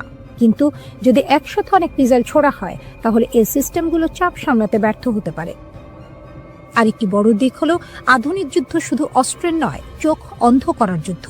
যুক্তরাষ্ট্র ও ইসরায়েলের রয়েছে অত্যাধুনিক ইলেকট্রনিক ওয়ারফেয়ার প্রযুক্তি, যা রাডার জ্যাম বা বিভ্রান্ত করতে পারে। ইরান এর জন্য অ্যান্টি জ্যামিং প্রযুক্তিতে বিনিয়োগ করেছে। ইরানের পাশে রাশিয়া শক্ত ঢাল নাকি নীরব চাল? সামনে কি করবে যুক্তরাষ্ট্র ও ইসরায়েল? ইরানের চারপাশে চাপ বাড়ছে। যুক্তরাষ্ট্রের যুদ্ধ বিমানবাহী রণতরী এগিয়ে যাচ্ছে অঞ্চলের দিকে, আর ঠিক এই সময়েই ইরানের পাশে শক্ত ঢালের মতো দাঁড়িয়ে গেছে রাশিয়া। প্রশ্ন উঠছে, ইরানকে রক্ষা করতে ঠিক কি করেছে মস্কো, আর এর জবাবে যুক্তরাষ্ট্র ও ইসরায়েল কি করতে পারে? ইরান অভ্যন্তরীণ আন্দোলন, অর্থনৈতিক সংকট আর আন্তর্জাতিক চাপ সবকিছু একসঙ্গে মোকাবিলা করেছে। এই সুযোগেই মার্কিন প্রেসিডেন্ট ডোনাল্ড ট্রাম্প একাধিকবার ইরানের বিরুদ্ধে সামরিক হামলার হুমকি দিয়েছেন, কিন্তু হঠাৎ করেই সেই সিদ্ধান্ত আপাতত স্থগিত রাখা হয়েছে। এটা কি শান্তির ইঙ্গিত, নাকি বড় ঝড় আসার আগের নিস্তব্ধতা? এই প্রশ্ন আরো জোরালো হয় যখন যুক্তরাষ্ট্র হঠাৎ করে কাতারে অবস্থিত তাদের সবচেয়ে গুরুত্বপূর্ণ সামরিক ঘাঁটি আল উদেইদ থেকে কিছু উচ্চ পর্যায়ের কর্মকর্তাকে সরিয়ে নেয়। এই সিদ্ধান্তের পরই ইরানে উত্তেজনা ছড়িয়ে পড়ে, কারণ দীর্ঘদিন ধরে ট্রাম্প প্রশাসন ইরানের বিরুদ্ধে সরাসরি সামরিক হামলার কথা বলে আসছিল। এদিকে সৌদি আরব, কাতার, মিশর সহ একাধিক উপসাগরীয় দেশ যুক্তরাষ্ট্রকে স্পষ্ট বার্তা দিয়েছে, ইরানে হামলা হলে পুরো মধ্যপ্রাচ্য আগুনে জ্বলে উঠবে। শুধু তাই নয়, এর বড় ধাক্কা আসবে মার্কিন অর্থনীতিতেও। বিশ্লেষকদের মতে যুক্তরাষ্ট্র যদি ইরানে হামলা চালায়, তাহলে তেহরান চুপ করে বসে থাকবে না। মধ্যপ্রাচ্যে থাকা মার্কিন সামরিক ঘাঁটিগুলোতে পাল্টা হামলা চালাতে পারে ইরান। পাশাপাশি বিশ্বের অন্যতম গুরুত্বপূর্ণ জ্বালানি রুট হরমুজ প্রণালী বন্ধ করে দেওয়ার ক্ষমতাও রয়েছে তাদের হাতে, যার প্রভাব পড়বে বিশ্ব জুড়ে তেলের বাজারে। এই উত্তেজনার মাঝেই প্রশ্ন ওঠে, ইরানের ভেতরের আন্দোলনের অবস্থা এখন কি? আন্তর্জাতিক সংবাদ মাধ্যমগুলো জানাচ্ছে, ইরানে এখনো পুরোপুরি ইন্টারনেট চালু হয়নি, তবে সরকার বিরোধী আন্দোলনের তীব্রতা অনেকটাই কমে এসেছে। কারণ হিসেবে বলা হচ্ছে, সহিংস আন্দোলনকারীদের বিরুদ্ধে ইরানের আইন শৃঙ্খলা বাহিনী কঠোর ব্যবস্থা নিয়েছে। ব্যাপক গ্রেপ্তার আর নজরদারির ফলে আন্দোলনের গতি ধীরে ধীরে থেমে গেছে। এখানেই আসে রাশিয়ার ভূমিকা। ইউক্রেন যুদ্ধে ইরান যে ড্রোন ও অন্যান্য সহযোগিতা রাশিয়াকে দিয়েছিল সেই কথা ভুলে যাননি প্রেসিডেন্ট ভ্লাদিমির পুতিন। ইরান যখন নিজেই সংকটে পড়ে তখন নীরব না থেকে সাহায্যের হাত বাড়িয়ে দেয় মস্কো। আন্দোলনের সময় ইরান সরকার ইন্টারনেট বন্ধ করে দিলে ট্রাম্পের ঘনিষ্ঠ ব্যবসায়ী ইলন মাস্ক ঘোষণা দেন তিনি ইরানিদের জন্য বিনামূল্যে স্টারলিং স্যাটেলাইট ইন্টারনেট চালু করবেন। উদ্দেশ্য ছিল আন্দোলনকারীদের যোগাযোগ সহজ করা, কিন্তু এই পরিকল্পনাও পুরোপুরি সফল হয়নি। খবর অনুযায়ী স্টারলিং ঠেকাতে ইরান ব্যবহার করেছে রাশিয়ার দেয়া বিশেষ প্রযুক্তি। এক ধরনের জ্যামার ব্যবহার করে স্টারলিংকের আপলিংক ও ডাউনলিংক ট্রাফিকের প্রায় ৮০% ক্ষতিগ্রস্ত করা হয়। ফলে ইলন মাস্কের উদ্যোগ বড় বাধার মুখে পড়ে। শুধু প্রযুক্তিগত সহায়তাই নয়, কূটনৈতিকভাবেও ইরানের পাশে দাঁড়িয়েছে রাশিয়া। পুতিন প্রকাশ্যে জানিয়েছে তিনি ইরানের বিরুদ্ধে যে কোনো সামরিক আগ্রাসনের বিরোধী। একই সঙ্গে যুক্তরাষ্ট্র ও ইরানের উত্তেজনা কমাতে মধ্যস্থতাকারীর ভূমিকাও নিতে প্রস্তুত তিনি। সবচেয়ে গুরুত্বপূর্ণ বিষয় হলো রাশিয়া ও ইরানের মধ্যে থাকা কৌশলগত সামরিক ও অর্থনৈতিক চুক্তি। এই চুক্তির মাধ্যমে দীর্ঘমেয়াদে ইরানকে সহায়তা দেওয়ার প্রতিশ্রুতি দিয়েছে মস্কো। আয়াতুল্লাহ আলী খামেনির নেতৃত্বাধীন ইরানের সঙ্গ থেকে সরে আসার কোনো ইঙ্গিত এখনো দেননি পুতিন। সব মিলিয়ে বলা যায় রাশিয়া সরাসরি যুদ্ধে নামেনি, কিন্তু প্রযুক্তি, কূটনীতি ও কৌশলগত অবস্থান দিয়ে ইরানের জন্য এক ধরনের নীরব ঢাল তৈরি করেছে। একটি উত্তপ্ত আগ্নেয়গিরি, ভেতরে জমে আছে ক্ষোভ, অসন্তোষ আর রাগ। আর সেই আগুনে ঘি ঢালছে বিদেশি শক্তিগুলো, এমনটাই দাবি করছে ইরান সরকার। ইরানের সাম্প্রতিক যে আন্দোলন শুরু হয়েছে তা প্রথমে ছিল তুলনামূলক শান্তিপূর্ণ। মানুষ রাস্তায় নেমেছিল নিজেদের দাবি নিয়ে, কিন্তু সময় গড়ানোর সঙ্গে সঙ্গে সে আন্দোলন সহিংস রূপ নিতে শুরু করে। বিভিন্ন শহরে সরকারি ভবন, অবকাঠামো এবং নিরাপত্তা বাহিনীর ওপর হামলার ঘটনা ঘটে। ইরান সরকারের বক্তব্য পরিষ্কার, তাদের দাবি এই আন্দোলনকে কাজে লাগিয়ে দেশকে অস্থিতিশীল করার চেষ্টা করছে বিদেশি শত্রুরা, বিশেষ করে যুক্তরাষ্ট্র ও ইসরায়েল। ইরানের সর্বোচ্চ নেতা আয়াতুল্লাহ আলী খামেনি এই মুহূর্তে সবচেয়ে বড় চাপে আছেন। তিনি একজন কঠোর শাসক, এটা সত্য। তার শাসন ব্যবস্থায় ব্যক্তিকেন্দ্রিক ক্ষমতার প্রভাব প্রবল, কিন্তু একই সঙ্গে তিনি অভিজ্ঞ ও লড়াকু রাজনীতিবিদ। ইরানের বিপ্লব, যুদ্ধ, নিষেধাজ্ঞা সব ঝড় পেরিয়েই তিনি এখানে পৌঁছেছেন। এখন পুরো জনস্রোতের বিপরীতে দাঁড়িয়ে একাই লড়াই করছেন খামেনি। এই অবস্থায় বিক্ষোভ নিয়ন্ত্রণে নামানো হয়েছে বিশেষ নিরাপত্তা অভিযান। ইরানের আইনশৃঙ্খলা বাহিনী ফারাজা দাবি করেছে দক্ষিণাঞ্চলীয় বন্দর নগরী বুশেহর থেকে প্রায় ৬০০টি অস্ত্র উদ্ধার করা হয়েছে। এই অস্ত্রগুলো নাকি পাচার করা হচ্ছিল রাজধানী তেহরানে। ফারাজার মতে যদি এসব অস্ত্র তেহরানে পৌঁছাতো তাহলে বড় ধরনের নগরযুদ্ধ এবং ভয়াবহ প্রাণহানি ঘটতে পারত। এই অভিযানে অন্তত ২ জন সন্ত্রাসীকে গ্রেপ্তার করা হয়েছে বলেও জানানো হয়। একই সঙ্গে ইরানের গোয়েন্দা সংস্থাগুলো আরও একটি গুরুতর দাবি করেছে। তারা বলছে একটি সশস্ত্র সন্ত্রাসী চক্রকে শনাক্ত ও ভেঙে দেওয়া হয়েছে, যারা সাধারণ মানুষ ও নিরাপত্তা বাহিনীর সদস্যদের হত্যা করার পরিকল্পনা করছিল।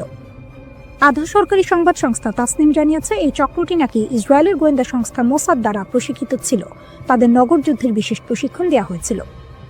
ইরানি গণমাধ্যমের দাবি অনুযায়ী এই সন্ত্রাসীরা সাম্প্রতিক বিক্ষোভকে ঢাল হিসেবে ব্যবহার করে রাজধানীর বিভিন্ন এলাকায় সশস্ত্র হামলা চালায়। তাদের হাতে ছিল AK-47 রাইফেল, শর্টগান এবং অন্যান্য আগ্নেয়াস্ত্র। নিরাপত্তা বাহিনীর প্রকাশিত ছবিতে দেখা যায় সন্ত্রাসীরা একে অপরের সঙ্গে যোগাযোগের জন্য স্যাটেলাইট ফোন ব্যবহার করছিল। ইরানের দাবি এই অস্ত্র ও প্রযুক্তির মাধ্যমেই তারা সমন্বিত হামলা চালিয়ে পরিস্থিতি আরও ভয়াবহ করার চেষ্টা করেছিল।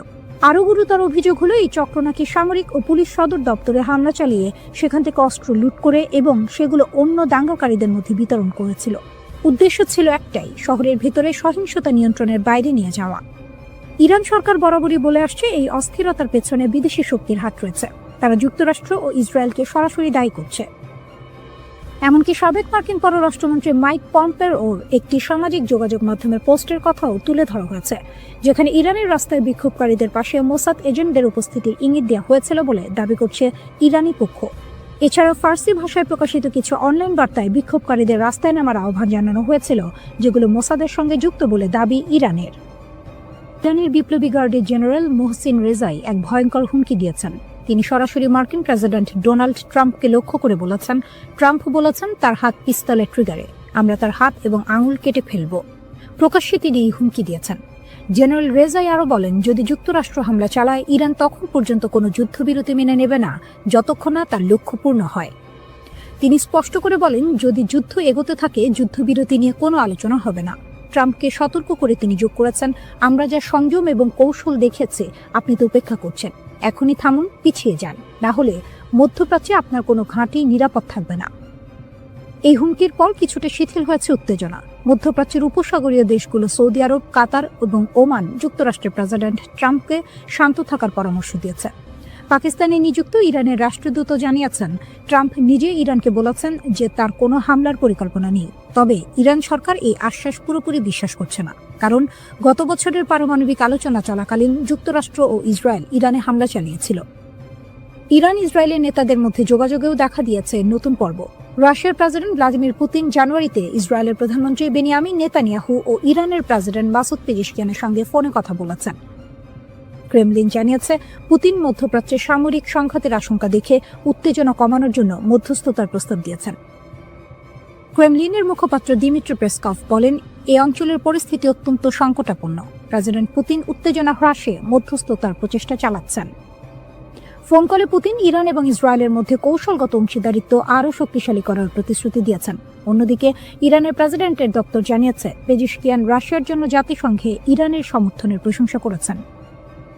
ইরান রাশিয়ার একজন কৌশলগত অংশীদার হিসেবে বিবেচিত, তাই যে কোনো সংঘাত যা ইরানের প্রো মস্কো নেতৃত্বকে হুমকির মুখে ফেলতে পারে তার বিষয়ে রাশিয়া সতর্ক। এই ফোন কল রাশিয়ার প্রথম প্রকাশ্য মন্তব্য ছিল, যা ইরানের সরকারের সঙ্গে মস্কোর সরাসরি সংযোগ প্রকাশ করে। রাশিয়া ইসরায়েলের সঙ্গে সুসম্পর্ক বজায় রাখার চেষ্টা করছে, যদিও 2023 সালের গাজার ঘটনায় ইসরায়েলের কর্মকাণ্ড নিয়ে রাশিয়ার সমালোচনা সম্পর্ককে কিছুটা জটিল করেছে। পুতিনের সঙ্গে নেতানিয়াহুর ফোন কলে ক্রেমলিন জানিয়েছে, মধ্যস্থতার প্রচেষ্টা চালিয়ে যাওয়ার জন্য রাশিয়া প্রস্তুত, তবে এখন পর্যন্ত কোনো নির্দিষ্ট পদক্ষেপের বিস্তারিত প্রকাশ করা হয়নি। এই পরিস্থিতিতে মধ্যপ্রাচ্যের পরিস্থিতি ঝুঁকিপূর্ণ। সৌদি আরব, কাতার ও ওমান যুক্তরাষ্ট্রের প্রেসিডেন্টকে বোঝানোর চেষ্টা করছে যে ইরানের ওপর হামলা এই অঞ্চলে মারাত্মক প্রভাব ফেলতে পারে। অন্যদিকে ইরান ট্রাম্পকে সতর্ক করে বলছে, যদি যুক্তরাষ্ট্র এগোতে চায় তাহলে কোনো ঘাঁটি নিরাপদ থাকবে না।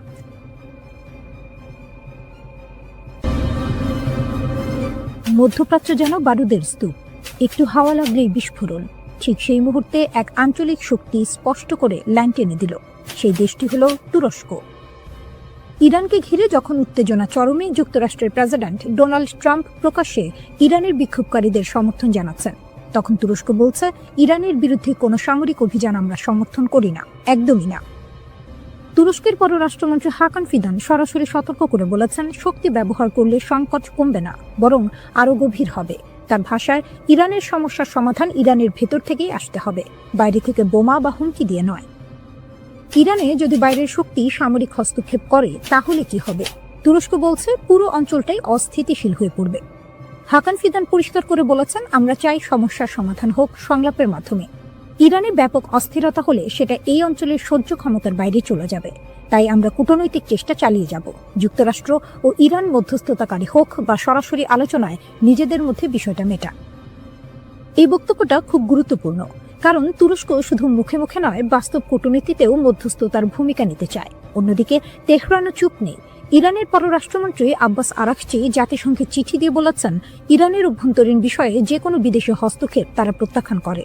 তার দাবি, শান্তিপূর্ণ বিক্ষোভকে বাইরে থেকে নাশকতার দিকে ঠেলে দেওয়া হচ্ছে। তিনি যুক্তরাষ্ট্রের মানবাধিকার বিষয়ক বক্তব্যেরও কড়া সমালোচনা করেছেন। ইরানের বার্তা স্পষ্ট, দেশের সার্বভৌমত্ব ও সীমান্ত রক্ষায় তারা কোনো ছাড় দেবে না।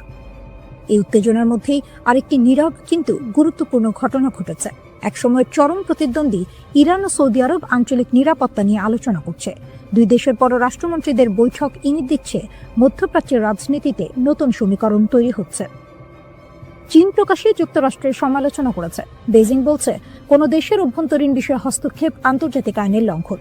তাদের মতে, জাতিসংঘ সনদের ভিত্তিতে গড়া আন্তর্জাতিক আইনই বৈশ্বিক ব্যবস্থার মূল স্তম্ভ।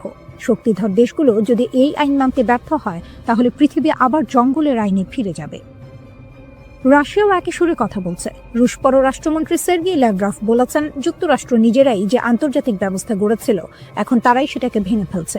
তিনি স্পষ্ট করে জানিয়েছেন, ইরান ও রাশিয়ার সম্পর্ক কোনো তৃতীয় পক্ষ ভাঙতে পারবে না। বুশেহর পারমাণবিক বিদ্যুৎ কেন্দ্র থেকে শুরু করে উত্তর দক্ষিণ করিডোর এই সহযোগিতা দীর্ঘমেয়াদী। এই মুহূর্তে তুরস্ক, চীন, রাশিয়া তিন দেশই বলছে, যুদ্ধ নয়, সংলাপই শেষ রাস্তা।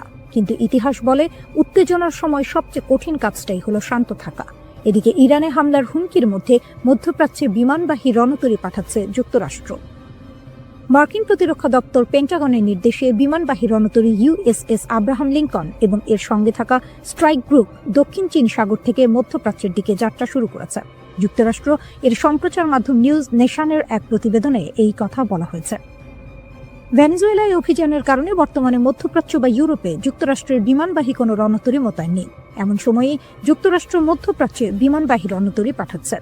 ওয়াল স্ট্রিট জার্নালের প্রতিবেদনে বলা হয়েছে, বর্তমানে ক্যারিবীয় অঞ্চলে যুক্তরাষ্ট্রের 12টি যুদ্ধজাহাজ মোতায়েন করা হয়েছে, আর বর্তমানে মধ্যপ্রাচ্যে দেশটির যুদ্ধজাহাজ রয়েছে 6টি।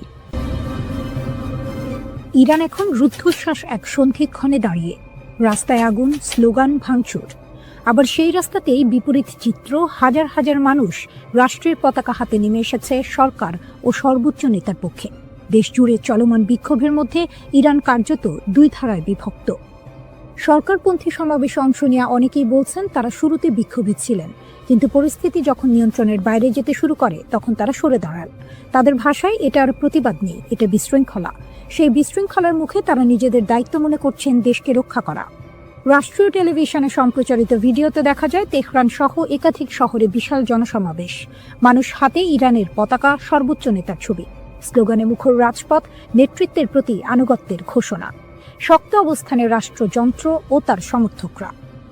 এই অভ্যন্তরীণ উত্তেজনার মধ্যে আন্তর্জাতিক মাত্রা যোগ করেছে ওয়াশিংটন। মার্কিন প্রেসিডেন্ট ডোনাল্ড ট্রাম্প প্রকাশ্যে হুঁশিয়ারি দিয়েছেন, বিক্ষোভকারীদের ক্ষতি হলে যুক্তরাষ্ট্র কঠোর প্রতিক্রিয়া দেখাবে। তিনি দাবি করেছেন পরিস্থিতি খুব কাছ থেকে পর্যবেক্ষণ করা হচ্ছে। এর আগেও ট্রাম্প ইঙ্গিত দিয়েছিলেন সহিংসতা বাড়লে যুক্তরাষ্ট্র বিক্ষোভকারীদের পাশে দাঁড়াতে পারে। ইরান এই অভিযোগ সরাসরি নাকচ করেছে। দেশটির পররাষ্ট্রমন্ত্রী আব্বাস আরাকচি অভিযোগ তুলেছেন যুক্তরাষ্ট্র ও ইসরায়েল এই অস্থিরতার পেছনে জড়িত। তার দাবি, শান্তিপূর্ণ আন্দোলনকে সহিংসতার দিকে ঠেলে দেওয়ার চেষ্টা চলছে। একই সুরে কথা বলেছেন প্রভাবশালী রাজনীতিক আলী লারিজানিও। তাদের বক্তব্য, ভিতরের দুর্বলতাকে কাজে লাগিয়ে দেশকে অস্থিতিশীল করার চেষ্টা হচ্ছে। সর্বোচ্চ নেতা আয়াতুল্লাহ আলী খামেনি এক বিরল ভাষণে কঠোর অবস্থান স্পষ্ট করেছেন। তিনি বলেছেন রাষ্ট্র ধ্বংসের চেষ্টা সহ্য করা হবে না। তার ভাষায়, ইসলামী প্রজাতন্ত্র ত্যাগের উপর দাঁড়িয়ে আছে এবং প্রয়োজন হলে নিজেকে রক্ষায় শক্তি প্রয়োগ করবে। সরকারি সূত্র জানায় নিরাপত্তা বাহিনী ইতোমধ্যে ব্যাপক ধরপাকড় শুরু করেছে। শত শত মানুষ আটক, বিপুল অস্ত্র উদ্ধারের দাবিও করা হয়েছে। এই পরিস্থিতিতে ট্রাম্পের একটি সামাজিক যোগাযোগ মাধ্যম পোস্ট নতুন করে উত্তেজনা বাড়িয়েছে। সেখানে তিনি লিখেছেন, ইরান হয়তো আগে কখনো এত কাছ থেকে স্বাধীনতাকে দেখেনি। তিনি বলেন, যুক্তরাষ্ট্র সাহায্য করতে প্রস্তুত। কি ধরনের সাহায্য তা স্পষ্ট নয়, কিন্তু তেহরানের কাছে এটি স্পষ্ট বার্তা, বিদেশি হস্তক্ষেপের ইঙ্গিত। বিক্ষোভ যখন টানা দ্বিতীয় সপ্তাহে, তখন সর্বোচ্চ নেতা সরাসরি ট্রাম্পকে আক্রমণ করেছেন। তিনি তাকে অহংকারী আখ্যা দিয়ে বলেছেন তার হাতে ইরানিদের রক্ত লেগে আছে। তিনি সতর্ক করেন, ইতিহাস বলে ক্ষমতার শীর্ষেই অনেক শাসকের পতন ঘটে। ইরানের রাষ্ট্রীয় গণমাধ্যমে দাবি করা হচ্ছে বিদেশি শক্তির মদদে পরিকল্পিত অস্থিরতা তৈরি করা হয়েছে।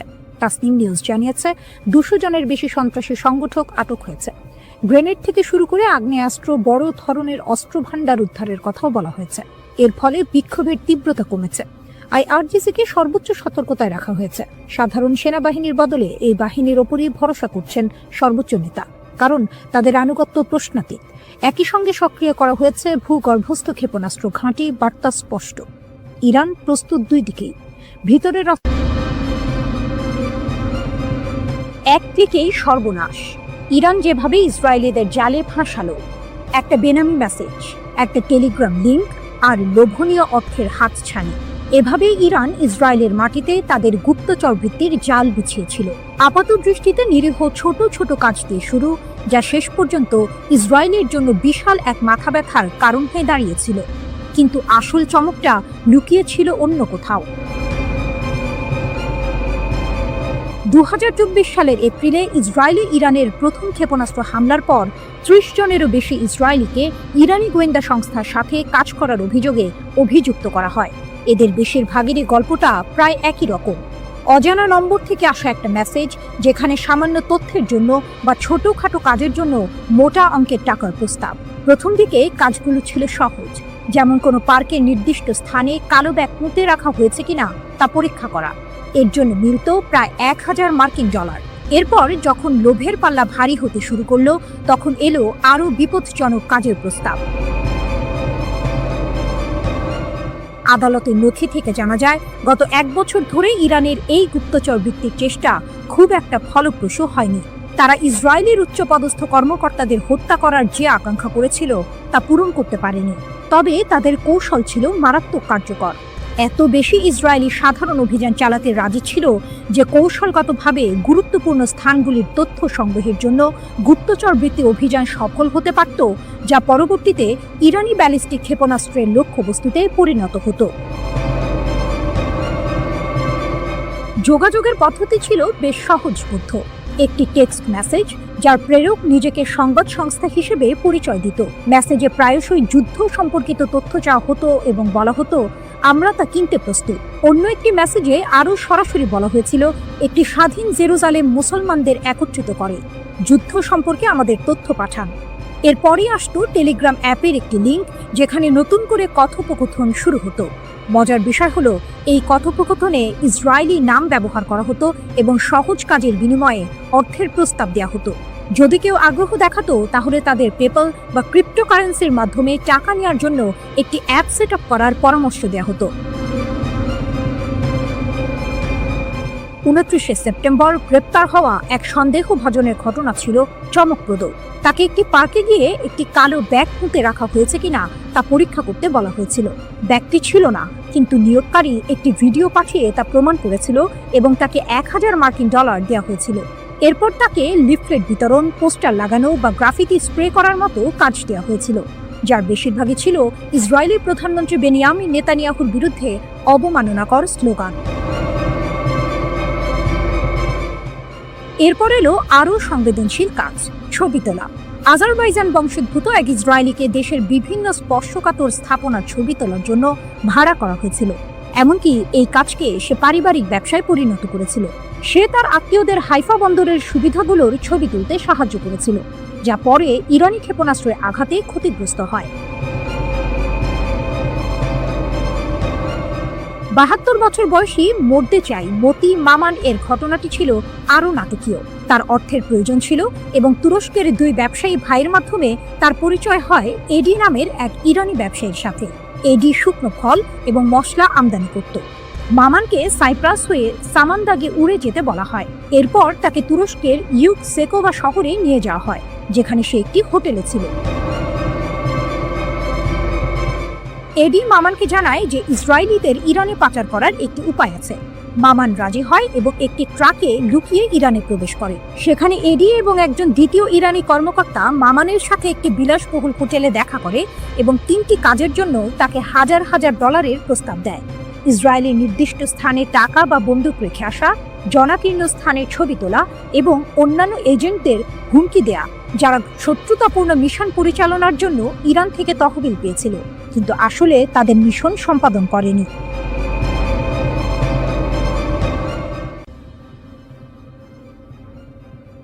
ইসরায়েলের সামরিক ঘাঁটিতে ইরানের ভয়াবহ আঘাত, স্যাটেলাইট তথ্যে চাঞ্চল্যকর মোড়। দীর্ঘ 12 দিনের সংঘাত শেষে ইসরায়েল দাবি করেছিল ইরানের ছোড়া প্রায় 84% ক্ষেপণাস্ত্রই প্রতিহত করা হয়েছে, কিন্তু স্যাটেলাইট চিত্র যেন ভিন্ন গল্প বলছে। টেলিগ্রামের এক প্রতিবেদন অনুযায়ী ওরেগন স্টেট ইউনিভার্সিটির গবেষকদের বিশ্লেষণ করা স্যাটেলাইট চিত্র থেকে জানা গেছে, গত মাসে ইরান অন্তত 5টি ইসরায়েলি সামরিক স্থাপনায় সফলভাবে আঘাত হেনেছে। এর মধ্যে রয়েছে উত্তর, মধ্য ও দক্ষিণ ইসরায়েলের গুরুত্বপূর্ণ লক্ষ্যবস্তু, এমনকি একটি গোয়েন্দা তথ্য সংগ্রহ কেন্দ্র এবং একটি লজিস্টিক ঘাঁটিও।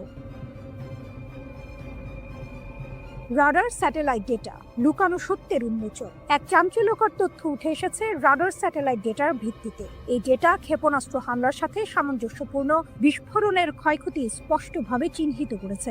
ইসরায়েলি সামরিক বাহিনী কঠোর সেন্সরশিপ আইনের কারণে এই হামলার তথ্য আগে প্রকাশ করেনি। এমনকি যোগাযোগ করা হলে ইসরায়েলি সেনাবাহিনী এই বিষয়ে কোনো মন্তব্য করতে অস্বীকৃতি জানিয়েছে। ইসরায়েলি সামরিক সেন্সরশিপ আইন সক্রিয় সংঘাতের সময় সংবেদনশীল নিরাপত্তা তথ্য প্রকাশে কঠোর বিধিনিষেধ আরোপ করে, যা এই গোপনীয়তার মূল কারণ। বিমান প্রতিরক্ষা ব্যবস্থার দুর্বলতা, কৌশলগত বিপর্যয়। টেলিগ্রাফের প্রতিবেদন আরও বলছে, সংঘাতের প্রথম ৮ দিনে ইরানের ক্রমবর্ধমান সংখ্যক ক্ষেপণাস্ত্র ইসরায়েলের বহুল আলোচিত বিমান প্রতিরক্ষা ব্যবস্থায় সফলভাবে প্রবেশ করেছে। বিশ্লেষকরা মনে করছেন, সীমিত ইন্টারসেপ্টর ক্ষেপণাস্ত্র সরবরাহ, ইরানের আরও উন্নত প্রযুক্তি অথবা আক্রমণ কৌশলের পরিবর্তনের কারণে এটি ঘটেছে। ইরান ইসরায়েলের বিমান প্রতিরক্ষা ব্যবস্থাকে পরাজিত করার জন্য এক অভিনব কৌশল ব্যবহার করেছে, সমন্বিত ড্রোন এবং ক্ষেপণাস্ত্র হামলা। এই কৌশল অনুযায়ী আত্মঘাতী ড্রোনগুলো প্রথমে নিক্ষেপ করা হয়, যা ইসরায়েলি প্রতিরক্ষা ব্যবস্থাকে ব্যস্ত ও বিভ্রান্ত করে তোলে। যখন প্রতিরক্ষা ব্যবস্থা ড্রোনগুলোকে প্রতিহত করতে ব্যস্ত থাকে, তখন মূল ক্ষেপণাস্ত্রগুলো সফলভাবে লক্ষ্যবস্তুতে আঘাত হানে। নাম প্রকাশ না করার শর্তে টেলিগ্রাফকে একজন জ্যেষ্ঠ ইরানি কর্মকর্তা বলেছেন, এই ড্রোন ব্যবহার ছিল ইসরায়েলি প্রতিরক্ষা ব্যবস্থাকে পরাস্ত করার একটি ইচ্ছাকৃত কৌশল। ড্রোন নিক্ষেপের মূল লক্ষ্য হল তাদের সিস্টেমগুলোকে ব্যস্ত রাখা, ওই কর্মকর্তা বলেন। সংঘাতের অপ্রত্যাশিত বাঁক, ইরানের প্রতিশোধ ও মার্কিন যুক্তরাষ্ট্রের হস্তক্ষেপ। 13 জুন ইসরায়েলি সরকার ইরানের বিরুদ্ধে বেআইনি আগ্রাসন শুরু করে, যার ফলে অনেক জ্যেষ্ঠ কমান্ডার, পারমাণবিক বিজ্ঞানী এবং সাধারণ নাগরিক নিহত হন। এর প্রতিক্রিয়ায় ইরান 24 ঘন্টারও কম সময়ের মধ্যে ক্ষেপণাস্ত্র ও ড্রোন হামলা চালিয়ে প্রতিশোধ নেয়। এরপর ট্রু প্রমিস 3 এর অধীনে ধারাবাহিক প্রতিশোধমূলক অভিযান চালানো হয়। যুদ্ধ আরও তীব্র হয় যখন 22 জুন মার্কিন যুক্তরাষ্ট্র ইসরায়েলের পক্ষে যুদ্ধে প্রবেশ করে। মার্কিন বোমারু বিমান আন্তর্জাতিক আইন লঙ্ঘন করে 3টি ইরানি পারমাণবিক স্থাপনায় আঘাত হানে। এর জবাবে ইরান আত্মরক্ষার জন্য কাতারের আল উদেইদ বিমান ঘাঁটিতে ক্ষেপণাস্ত্র হামলা চালায়, যা পশ্চিম এশিয়ার বৃহত্তম মার্কিন সামরিক বিমান ঘাঁটি। অবশেষে যুদ্ধবিধ্বস্ত ইসরায়েলি সরকার 24 জুন একতরফাভাবে একটি যুদ্ধবিরতি চুক্তি মেনে নিতে বাধ্য হয়।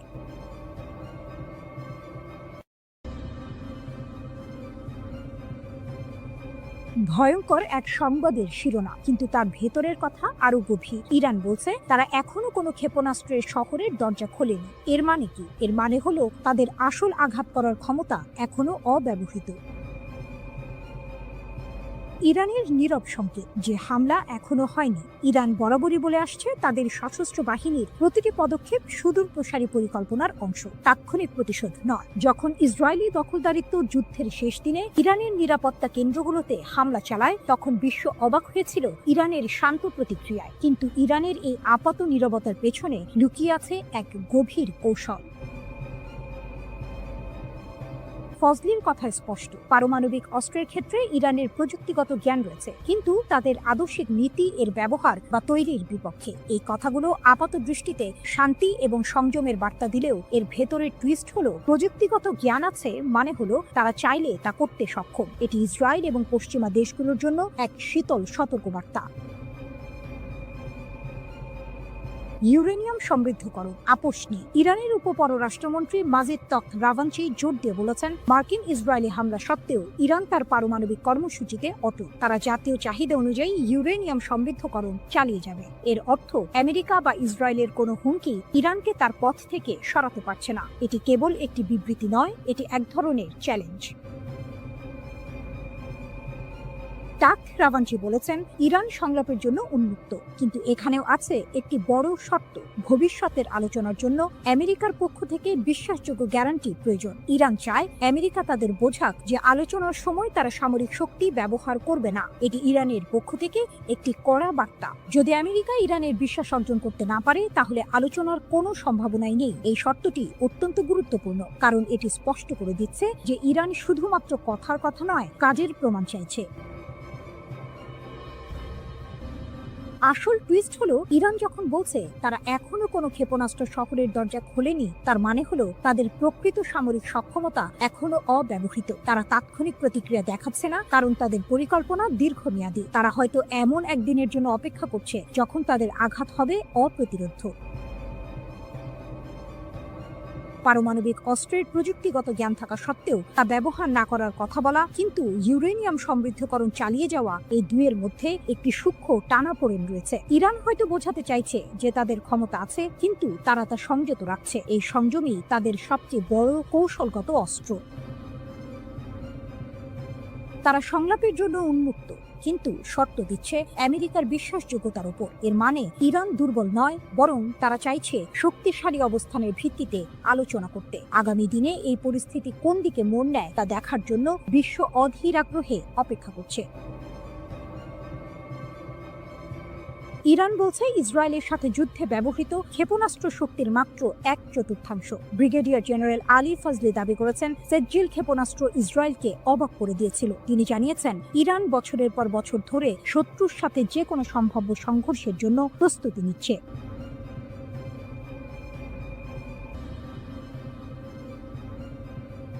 ইসরায়েলের কপালে চিন্তার ভাঁজ। ইরান নাকি এবার ধ্বংসাত্মক আর অভূতপূর্ব জবাব দেবে। ইরানের নতুন হুঁশিয়ারি। ইসরায়েলের কপালে কি আছে? মধ্যপ্রাচ্যের রাজনীতিতে আবারও উত্তাপ ছড়িয়েছে। ইরানের শীর্ষ সামরিক কর্মকর্তারা ইসরায়েলের বিরুদ্ধে কড়া হুঁশিয়ারি দিয়েছেন। ভবিষ্যতে কোনো আগ্রাসন চালালে ইরান নাকি জোরালোভাবে লড়াই করবে। তাদের কথা শুনে মনে হচ্ছে এবার পরিস্থিতি আরও গুরুতর হতে চলেছে। ইরানের শীর্ষ সামরিক কমান্ডার মেজর জেনারেল আমির হাতামি জোর দিয়ে বলেছেন যে ইরানের সেনাবাহিনী যে কোনো আগ্রাসনের বিরুদ্ধে কঠিন লড়াই করবে এবং নিজেদের সার্বভৌমত্ব রক্ষা করবে। তিনি গর্ব করে বলেছেন, ইসরায়েলি আগ্রাসনের বিরুদ্ধে ইরানের বিমান প্রতিরক্ষা সফলভাবে প্রতিরোধ করেছে। এমনকি তিনি দাবি করেছেন, ইরানি জনগণ এবং সশস্ত্র বাহিনী আক্রমণের মুখে ঐক্যবদ্ধ ছিল এবং তাদের লক্ষ্য থেকে কখনো পিছপা হয়নি। এই দাবি যদি সত্যি হয়, তাহলে ইসরায়েলের জন্য এটা একটা বড় দুশ্চিন্তার কারণ হতে পারে। ধ্বংসাত্মক ও অভূতপূর্ব প্রতিশোধের হুমকি। আইআরজিসি এর মুখপাত্র ব্রিগেডিয়ার জেনারেল আলী মোহাম্মদ নাইনি আরও এক ধাপ এগিয়ে সতর্ক করেছেন, ভবিষ্যতে যে কোনো হুমকির ক্ষেত্রে ইরান ধ্বংসাত্মক এবং অভূতপূর্ব প্রতিক্রিয়া জানাবে। তার মানে কি? এতদিন যা দেখেছি তা কিছুই নয়। ইরান কি সত্যিই এমন কিছু করে দেখাবে যা বিশ্ব আগে কখনো দেখেনি? যুক্তরাষ্ট্রের হামলা যুদ্ধের গতি বদলেছে কি? এদিকে ইরানে যুক্তরাষ্ট্র ও ইসরায়েলের যৌথ আগ্রাসনের বহু মাত্রিকতা বিশ্লেষণে রুশ একাডেমি অফ সায়েন্সের ইনস্টিটিউট অফ ওরিয়েন্টাল স্টাডিজের গবেষক লানা রাওয়ান্ডি ফাদাই বার্তা সংস্থা মেহেরের সঙ্গে বিস্তারিত কথা বলেছেন। রুশ বিশ্লেষকের মতে, পারমাণবিক স্থাপনায় মার্কিন হামলা ছিল মূলত সাজানো নাটক। পশ্চিমা মিডিয়ায় তা রীতিমতো ন্যায়কোচিতভাবে স্থাপিত হয়, তবে বাস্তবে এর সামরিক রাজনৈতিক প্রভাব তেমন ছিল না। এটি ছিল হয়তো একটি থিয়েট্রিক্যাল গ্র্যান্ড ফিনালে, যা সংঘাত গরম হয়ে ওঠার আগে একটি সুন্দর সমাপ্তি এনে দেয়।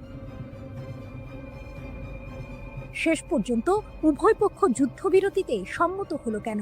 রাওয়ান্দি বলেন, হামলা পাল্টা হামলায় উভয় পক্ষই প্রচণ্ড ক্ষতিগ্রস্ত হচ্ছিল। ইসরায়েল মার্কিন সহায়তায় আকাশ প্রতিরক্ষা বজায় রাখলেও ইরানের ক্ষেপণাস্ত্র হামলা প্রতিহত করা যাচ্ছিল না। তাদের ক্ষেপণাস্ত্র ও সামরিক সরঞ্জামের ঘাটতি ক্রমেই স্পষ্ট হচ্ছিল। এর মাঝে ইরানের হরমুজ প্রণালী বন্ধের হুমকি ও ইয়েমেনি হুথিদের যুক্তরাষ্ট্রের বিরুদ্ধে চুক্তি বাতিল যুদ্ধকে আরও বিস্তৃত করে ফেলতে পারত। এই ঝুঁকি ট্রাম্প প্রশাসনকে একটি দ্রুত সমাপ্তি চাওয়ার দিকে ঠেলে দেয়। এছাড়া রাশিয়া, চীন, কাতার, তুরস্ক, আজারবাইজান সহ একাধিক দেশ কূটনৈতিক চাপ সৃষ্টি করে।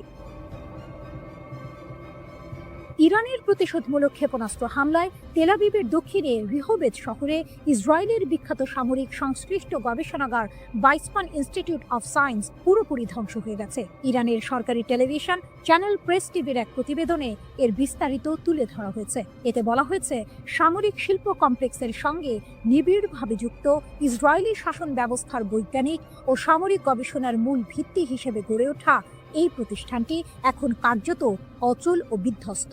ইসরায়েলি সংবাদ মাধ্যমের তথ্য অনুসারে ইরানের সুনির্দিষ্ট এই হামলাকে ভুল করে আক্রমণ হিসেবে দেখা হচ্ছে না, বরং এর লক্ষ্য ছিল পদার্থবিদ্যা, বায়োটেকনোলজি ও কৃত্রিম বুদ্ধিমত্তা সহ সামরিক গবেষণার গুরুত্বপূর্ণ এই কেন্দ্রটিকে গুঁড়িয়ে দেয়া।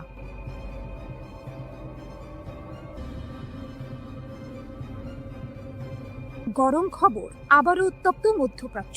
ইসরায়েল যদি ফের কোনো ভুল করে, তাহলে নাকি আরও কঠিন থাপ্পড় খাবে, এমনটাই হুমকি দিলেন ইরানের শীর্ষ জেনারেল আব্দুর রহিম মুসাভি। শুনে মনে হচ্ছে এবার বুঝি আর ছোটখাটো হুমকি নয়, আসল যুদ্ধের দামামা বাজছে।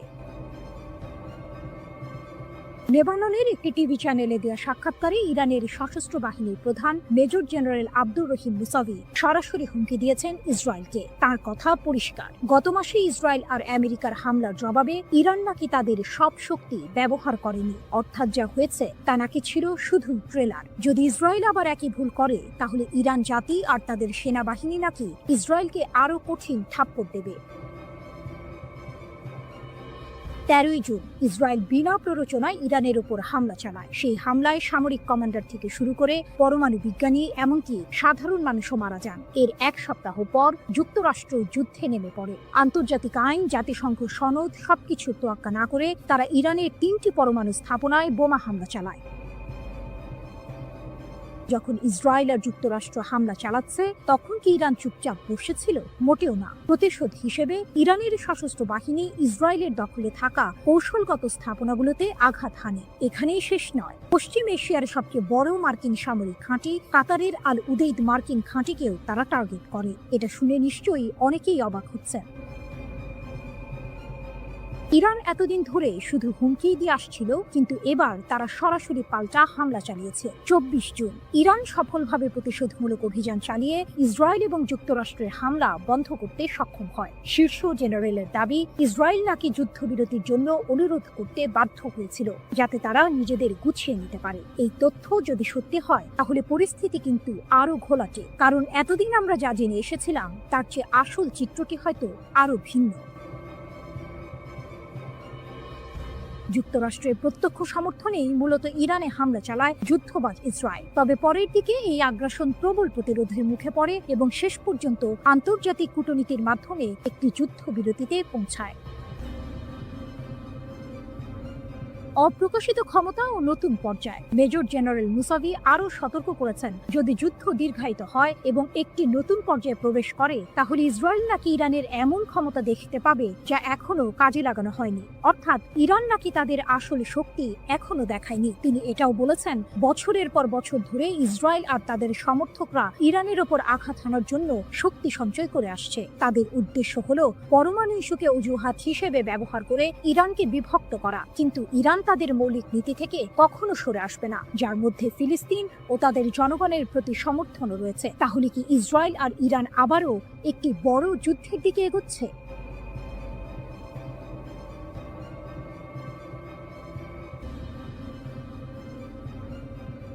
ইরান স্পষ্ট জানিয়ে দিয়েছে ইসরায়েলের সঙ্গে তাদের পরবর্তী সংঘাত হবে চূড়ান্ত সংঘর্ষ।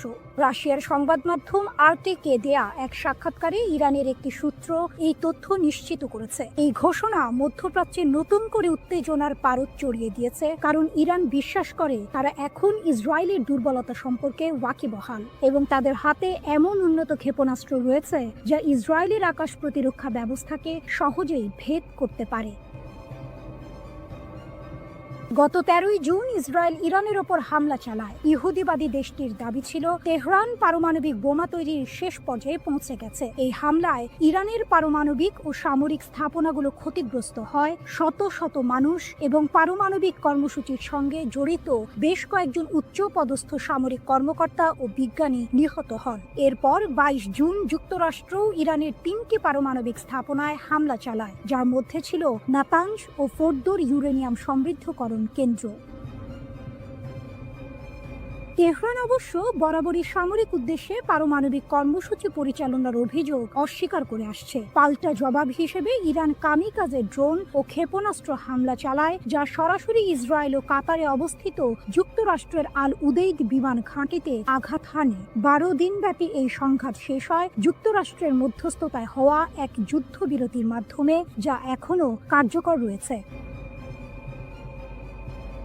ইসরায়েলের দুর্বলতা উন্মোচিত। আরটিকে দেওয়া মন্তব্যে তেহরানের সূত্রটি জানায়, সাম্প্রতিক উত্তেজনার সময় ইরান ইসরায়েলি শাসনের দুর্বলতা শনাক্ত করতে পেরেছে। এটি একটি চাঞ্চল্যকর দাবি যা ইসরায়েলের প্রতিরক্ষা সক্ষমতা নিয়ে প্রশ্ন তুলেছে। সূত্রটি আরও দাবি করে যে ইরানের কাছে এখনো নতুন প্রজন্মের হাজার হাজার ক্ষেপণাস্ত্র রয়েছে এবং যুদ্ধ শুরু হলে প্রতিদিন অন্তত কয়েকশো ক্ষেপণাস্ত্র ইসরায়েলের দিকে ছোঁড়া হবে। যদি এই দাবি সত্য হয় তাহলে ইসরায়েলের আকাশ প্রতিরক্ষা ব্যবস্থার জন্য এটি এক বিশাল চ্যালেঞ্জ হবে। এমনকি উন্নত আয়রন ডোমও এত সংখ্যক ক্ষেপণাস্ত্র মোকাবিলায় কতটা সফল হবে তা নিয়ে সন্দেহ থেকেই যায়। এই সংঘাতের জন্য ইরান শুধু সামরিকভাবেই প্রস্তুত নয়, বরং অভ্যন্তরীণ সমর্থনও পাচ্ছে বলে দাবি করা হয়েছে। সূত্রটি জানায়, দেশের জনগণ এবং প্রবাসী ইরানিদের কাছ থেকে সরকার অভূতপূর্ব সামাজিক সমর্থন পাচ্ছে। এটি নিঃসন্দেহে তেহরানের আত্মবিশ্বাস বাড়াচ্ছে। যদিও ইরান জানে যে কোনো সংঘাতে যুক্তরাষ্ট্র ইসরায়েলের পাশে দাঁড়াবে, তবুও তেহরান এই চ্যালেঞ্জ মোকাবিলা করতে প্রস্তুত বলেও উল্লেখ করা হয়েছে। খামেনির দাবি ও ট্রাম্পের হুঁশিয়ারি। ইরানের সর্বোচ্চ নেতা আয়াতুল্লাহ আলী খামেনি তার সামরিক জবাবের বিষয়ে বলেন, ইসরায়েলি রাষ্ট্র কার্যত ধ্বংসপ্রাপ্ত ও নিষ্ক্রিয় হয়ে পড়েছিল। তার মতে, যুক্তরাষ্ট্রের হস্তক্ষেপ না হলে ইহুদিবাদী শাসন পুরোপুরি ধ্বংস হয়ে যেত। এটি ইরানের পক্ষ থেকে একটি বড় সড় দাবি, যা ইসরায়েলের সামরিক সক্ষমতা নিয়ে গুরুতর প্রশ্ন তৈরি করে। অন্যদিকে যুক্তরাষ্ট্রের প্রেসিডেন্ট ডোনাল্ড ট্রাম্প হুঁশিয়ারি দিয়ে বলেছেন, তেহরান যদি পারমাণবিক কর্মসূচি চালিয়ে যায় বলে যুক্তরাষ্ট্র বিশ্বাস করে, তাহলে আরও হামলা চালানো হবে। ইসরায়েলের প্রধানমন্ত্রী বেনিয়ামিন নেতানিয়াহু ইরানের বিরুদ্ধে আরও হামলার সম্ভাবনা উড়িয়ে দেননি।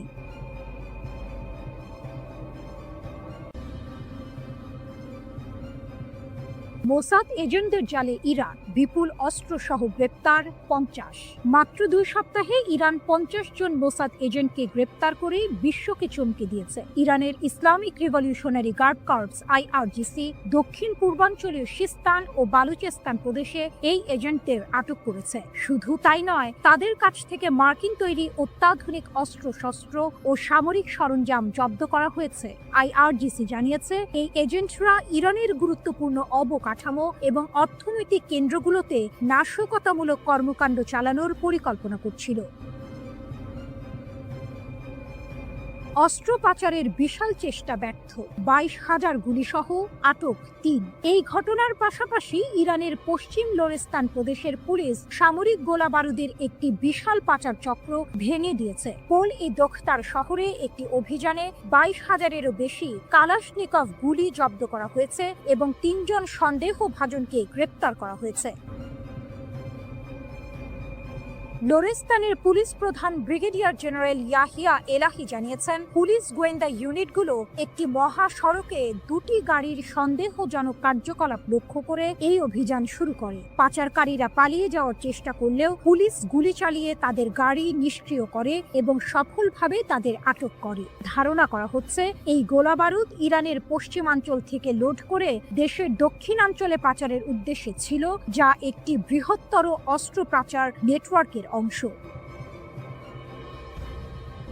ইসরায়েলের ষড়যন্ত্র নসর, অভ্যন্তরীণ নিরাপত্তা জোরদার। 13 জুন ইরানে ইসরায়েলি হামলার পর থেকে ইরান তাদের অভ্যন্তরীণ নিরাপত্তা জোরদার করেছে এবং বিভিন্ন প্রদেশে গুপ্তচরদের বিরুদ্ধে কঠোর ব্যবস্থা নিচ্ছে। ইরানের বিচার বিভাগের মুখপাত্র আসগর জাহাঙ্গীর ঘোষণা করেছেন, ইসরায়েলি শত্রু ভাবাপন্ন কর্মী এবং গুপ্তচরদের একটি নেটওয়ার্কের মাধ্যমে ইরানের অভ্যন্তরীণ নিরাপত্তাকে ক্ষতিগ্রস্ত করার চেষ্টা করছিল।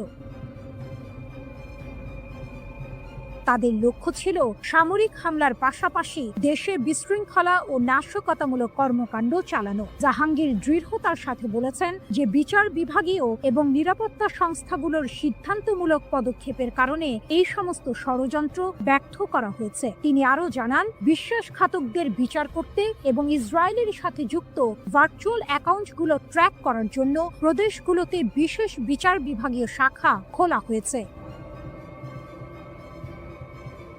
12 দিন ধরে চলা সংঘাতে শত শত যুদ্ধ বিমান, সশস্ত্র ড্রোন ও ক্ষেপণাস্ত্র ব্যবহার করে ইরানে হামলা চালিয়েছে ইসরায়েলি সেনাবাহিনী। তবে এই সংঘাতে ইসরায়েলকে সবচেয়ে বেশি সাফল্য এনে দিয়েছে অভিনব একটি কৌশল, আর তা হলো গোপনে ইরানের অভ্যন্তরে ঢুকে সেখান থেকে বিভিন্ন অভিযান পরিচালনা, স্থিরতা ও বাইরের চাপ মোকাবিলায়।